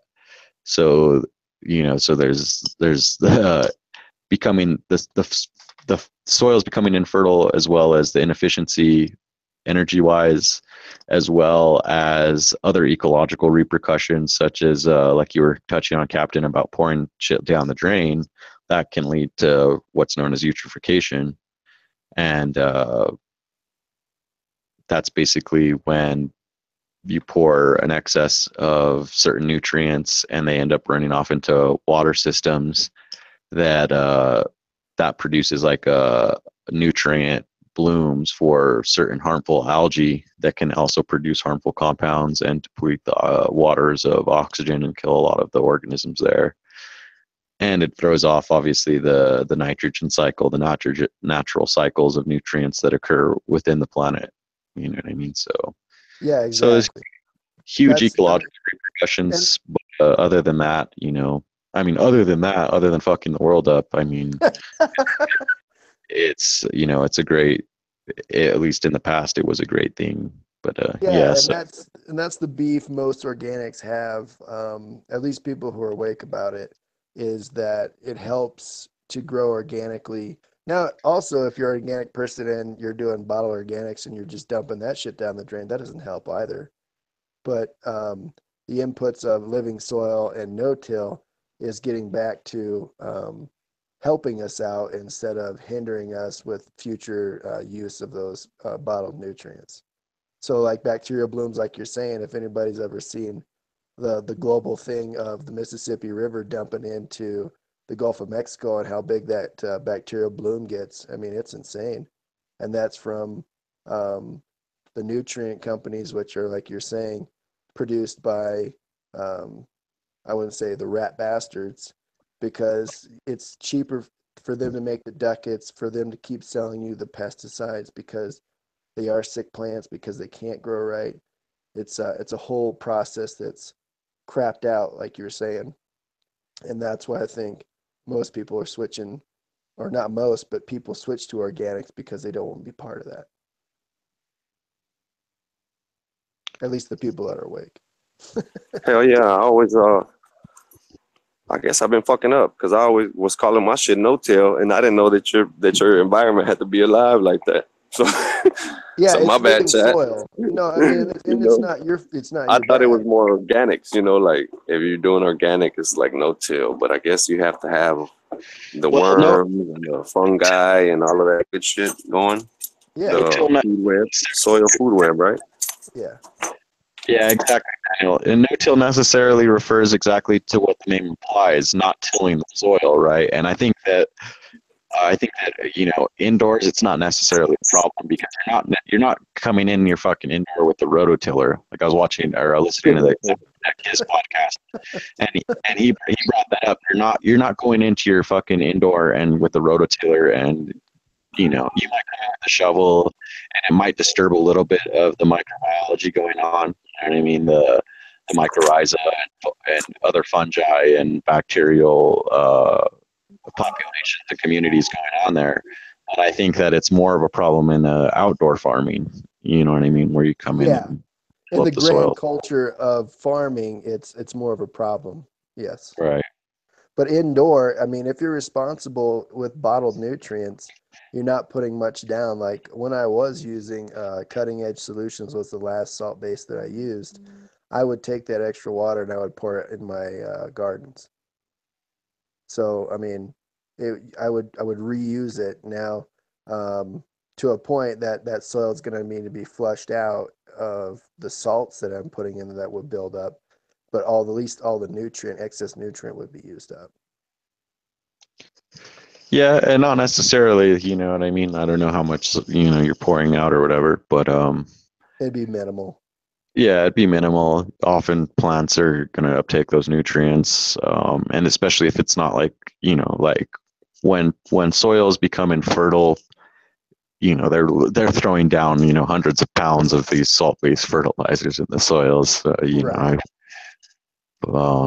I think one other problem, which is the only downside to that type of stuff, and I'm guilty of it myself. I run fucking jacks, you know what I'm saying? So I'm not one to talk, but is potential volatilization of nitrogen compounds that are contained in these synthetic mediums. You know what I mean? So volatilization, which is a fancy chemical term for basically a gassing off or a compound turning into a gas phase.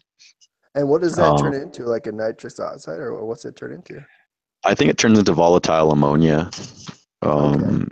It's more of a problem with like urea and mostly urea, maybe nitrates too. Nitrates can somehow revert back into ammonia and volatilize. So yeah, there's that, which also throws off the nitrogen cycle, puts back excess nitrogen compounds into the atmosphere, which, blah, blah, blah, can lead to all kinds of crazy shit. So. Yeah, blah, blah, blah. Is Doja still there? I know he uses bottled nutrients, right, Doja? You still in there, boss? Moral. Oh, yeah, I'm still here. Yeah, I use house and garden nutrients. So before that, I used pure blend from Botanicare. So yeah, I've been using salts for a while. I mean, I try not to have any runoff, or drain it into down the drain into like the lakes or anything, because it's expensive. It's a waste of money. So I try not to have any runoff. I don't drain the waste or anything like that.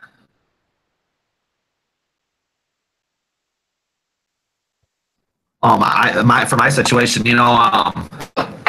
I had tried super soil and stuff like that, moonshine mix, and where I'm at now, I just don't have the space to let to let the soils like bake or whatever. I've never tried like no-till or KNF or anything like that, so maybe down the road I might try some of that. But yeah, I mean, I'm running rock wool, so I'm just using salts right now.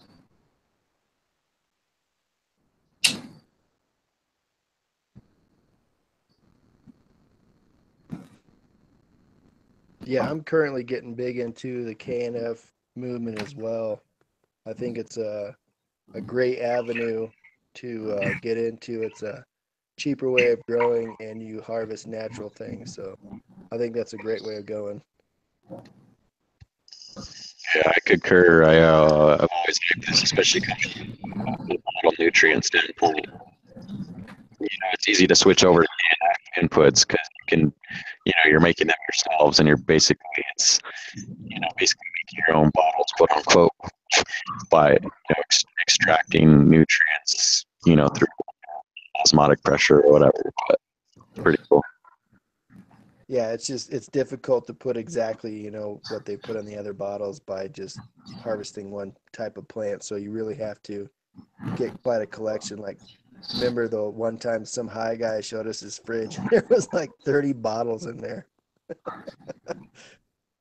But yeah, it's a great way to make your soil life or keep your soil life very active too. It's just a good process all around, like turning things around to where the green process is coming back instead of, you know, going the other direction. Plus, it helps everybody else out if you're doing it. Do you think that you could use like KMF in, say, like a rock wool or cocoa or DWC?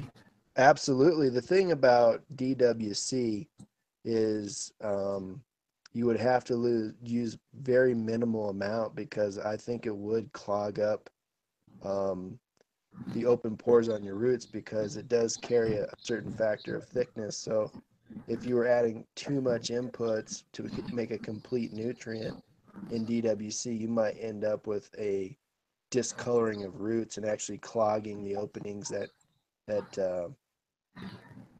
suck in the nutrients because you don't have the microbe life that you do in cocoa or soil. You can even have the micro life in the rock wool, but you want a sterile environment in DWC. And I think you could do it, but I think it would be a harder process because you would have to constantly be opening up those channels on the roots and you'd have to be constantly cleaning it. So for DWC, I think it wouldn't be viable unless you're doing like one plant and you're a tinker and you could be doing it all the time. But it is very viable for rock wool, cocoa, and soil. Well, yeah, that's good to know. Yeah, and it's all in a balance, you know, because I've used the organics Nectar for the Gods and the rock wool, and it's enzymatically broken down or broken down by acids. So it's down to its finest form. But what I noticed is I had to feed water, or else the organics that are left behind would clog it up. So there's just it'd be a lot of tinkering to fine tune it. But yes, it is very doable and very possible. Plus, you get really good benefits from. I just took down 6 plants to make and either an FPE or an FPJ of cannabis plants, and it's like shooting steroids because it has the exact hormones and enzymes that are within the plant. So it's like giving its own super juice. So I find it's very beneficial. Word.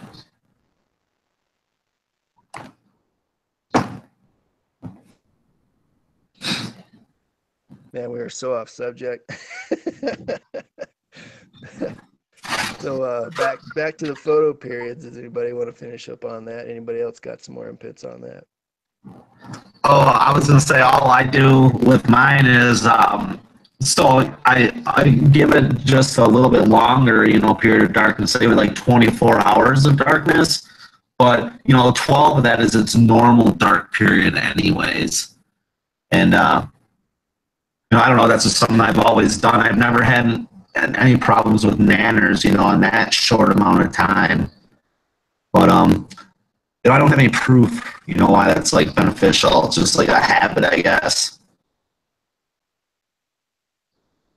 That's how I harvest. Yeah. And then yeah, going into in the flowering, I don't give it like 24 hours of darkness or anything like that. It's just it goes from 24 hours to 12. And you mostly work with clones, correct? Not seeds? Yeah. Okay. Yeah, I used to give mine like 36 hours of darkness in between veg and flower. And I didn't really notice a difference, so I figured more light is better and went to switching straight from an 18/6 to a 12/12. Yeah. The light wizard. Hey, I got a question for you, Photon. When are you going to pump out the plug and plays? Put you on the spot. What's that? When are the plug and plays coming out to the market? When are the what coming out to the market? Your lights, the ones that just plug in. Oh, as soon as I get them radiometrically tested down at CSA, Seattle. So you're going to give us a guesstimation of like a month or two? Yeah, probably less than that.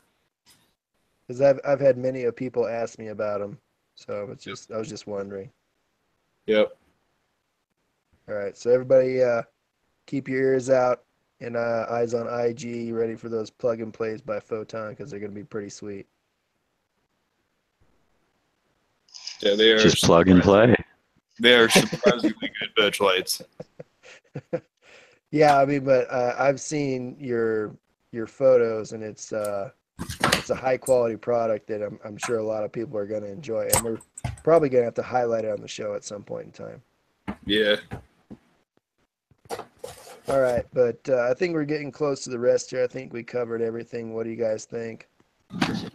Yep. I got on my everything. I was just sketching up. All right. Yeah. Does anybody want to do some shout outs or anything before we take off? Let's start with Mr. Purple. Shout outs. I guess shout outs to all the Trichome Chasers, all the fans out there. Shout outs to the chat. Hold on a second.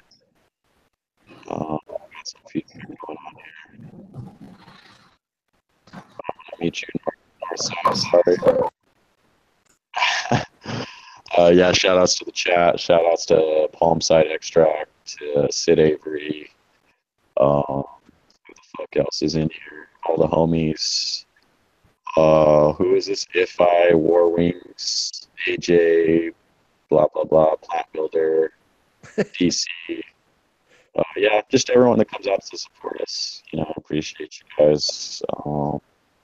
Yeah, much love. We had Emerald Cup next weekend, so hopefully we'll catch some of you guys up there. Smoke a fat joint or a blunt or something. So. Yeah, no, we're all staying at the same place. So. And are you going to be wearing a Chaser shirt, or how are they going to know it's you, bro? I don't know, because homie didn't come through with the Chaser shirt, and then it's kind of short time. I guess I can maybe go have one made real quick. But yeah, I don't know. I might be able to get some made. I'll see. Okay. But either way, like, we're all staying at the same place, so I'm pretty sure you guys will be able to figure out who each other is. How about you, Photon? You got any shout outs you want to do before we close up? Fucking shout out to Palms Eye as always. Tricky D, Light Air. Babe Red for coming through next weekend. Shout out to Fig Farms, man. Those guys really are hooking me up. I bought a 10-pack and they all turned out to be males. And I didn't even hit them up. They like just saw it on Instagram and DM'd me and said, you know, if I was ever, you know, at a cup in Northern California, let them know. And so I'm meeting up with them. And yeah, it's gonna be really it's gonna be a fun weekend. Well, if you do get the special cut from Fig Farms, we're going to share, right? Oh, good luck getting anything from this guy. It's a motherfucking animal. All right, and how about you, Dirty? Man, shout out to all the Trichome Chasers. Shout out to all the Trichome Chasers, the chat. Everybody has been, yes, sir. Everybody's been following us, you know, supporting us. I know we're trying to get it together and everything, but we get in there slowly but surely. So, y'all have a good night. Take it easy. Careful out there. Y'all know what to do. Right. Yeah, and if you're a parent out there, try to model your actions like Dirty, because he's like the model parent. And the other day I saw some motherfucker road raging, driving like shit, trying to start shit with me, and he has some little kids in his back seat. And I'm like, bro, you're fucking stupid, dog. Did you tell him to go straight to IG and look at Dirty? Yeah, I told him you need to go look at him. Yeah, Go big look at shout out though. You are a proud dad, and you trying and you're doing good. Okay, how about you, Legal? Okay.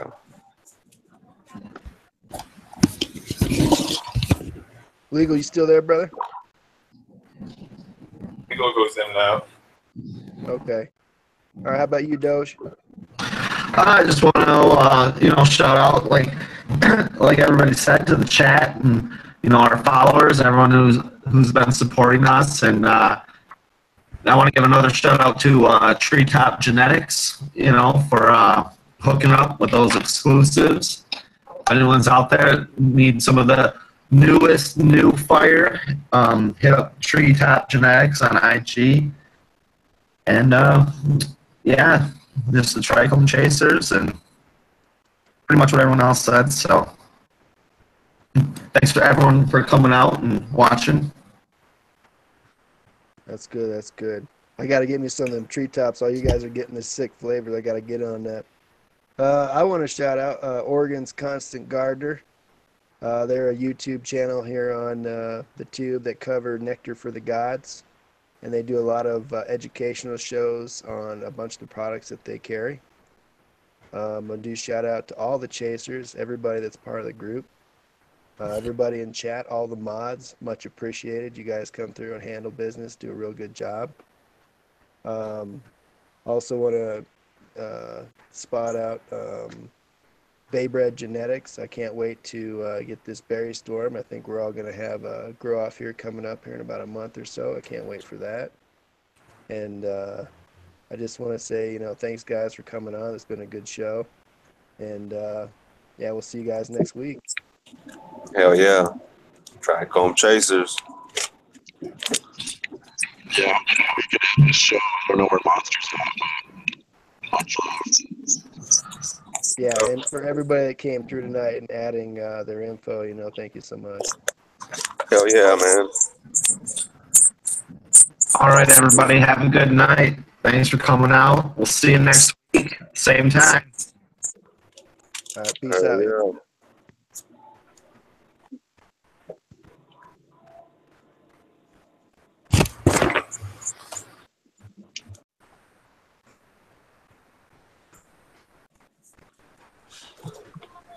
We gotta keep it going to finish live, y'all.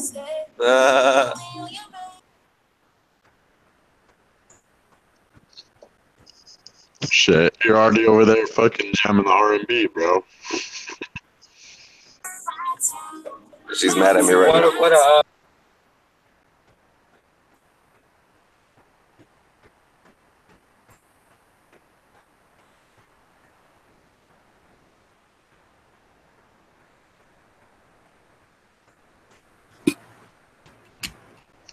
Fuck it. Let's just do a 6-hour show. Yep. All nighter. I'll be here. I just woke up from like a 26-hour nap, so straight. I don't know what's going on, but see, it's doing it. As soon as I log back on, it's saying, unfortunately, Samsung Plus has stopped. So I don't know what's going on with my phone. Sorry, guys. You on, bro? Yo. You live? I guess the show's over if you want to close it out, bro. For sure, for sure.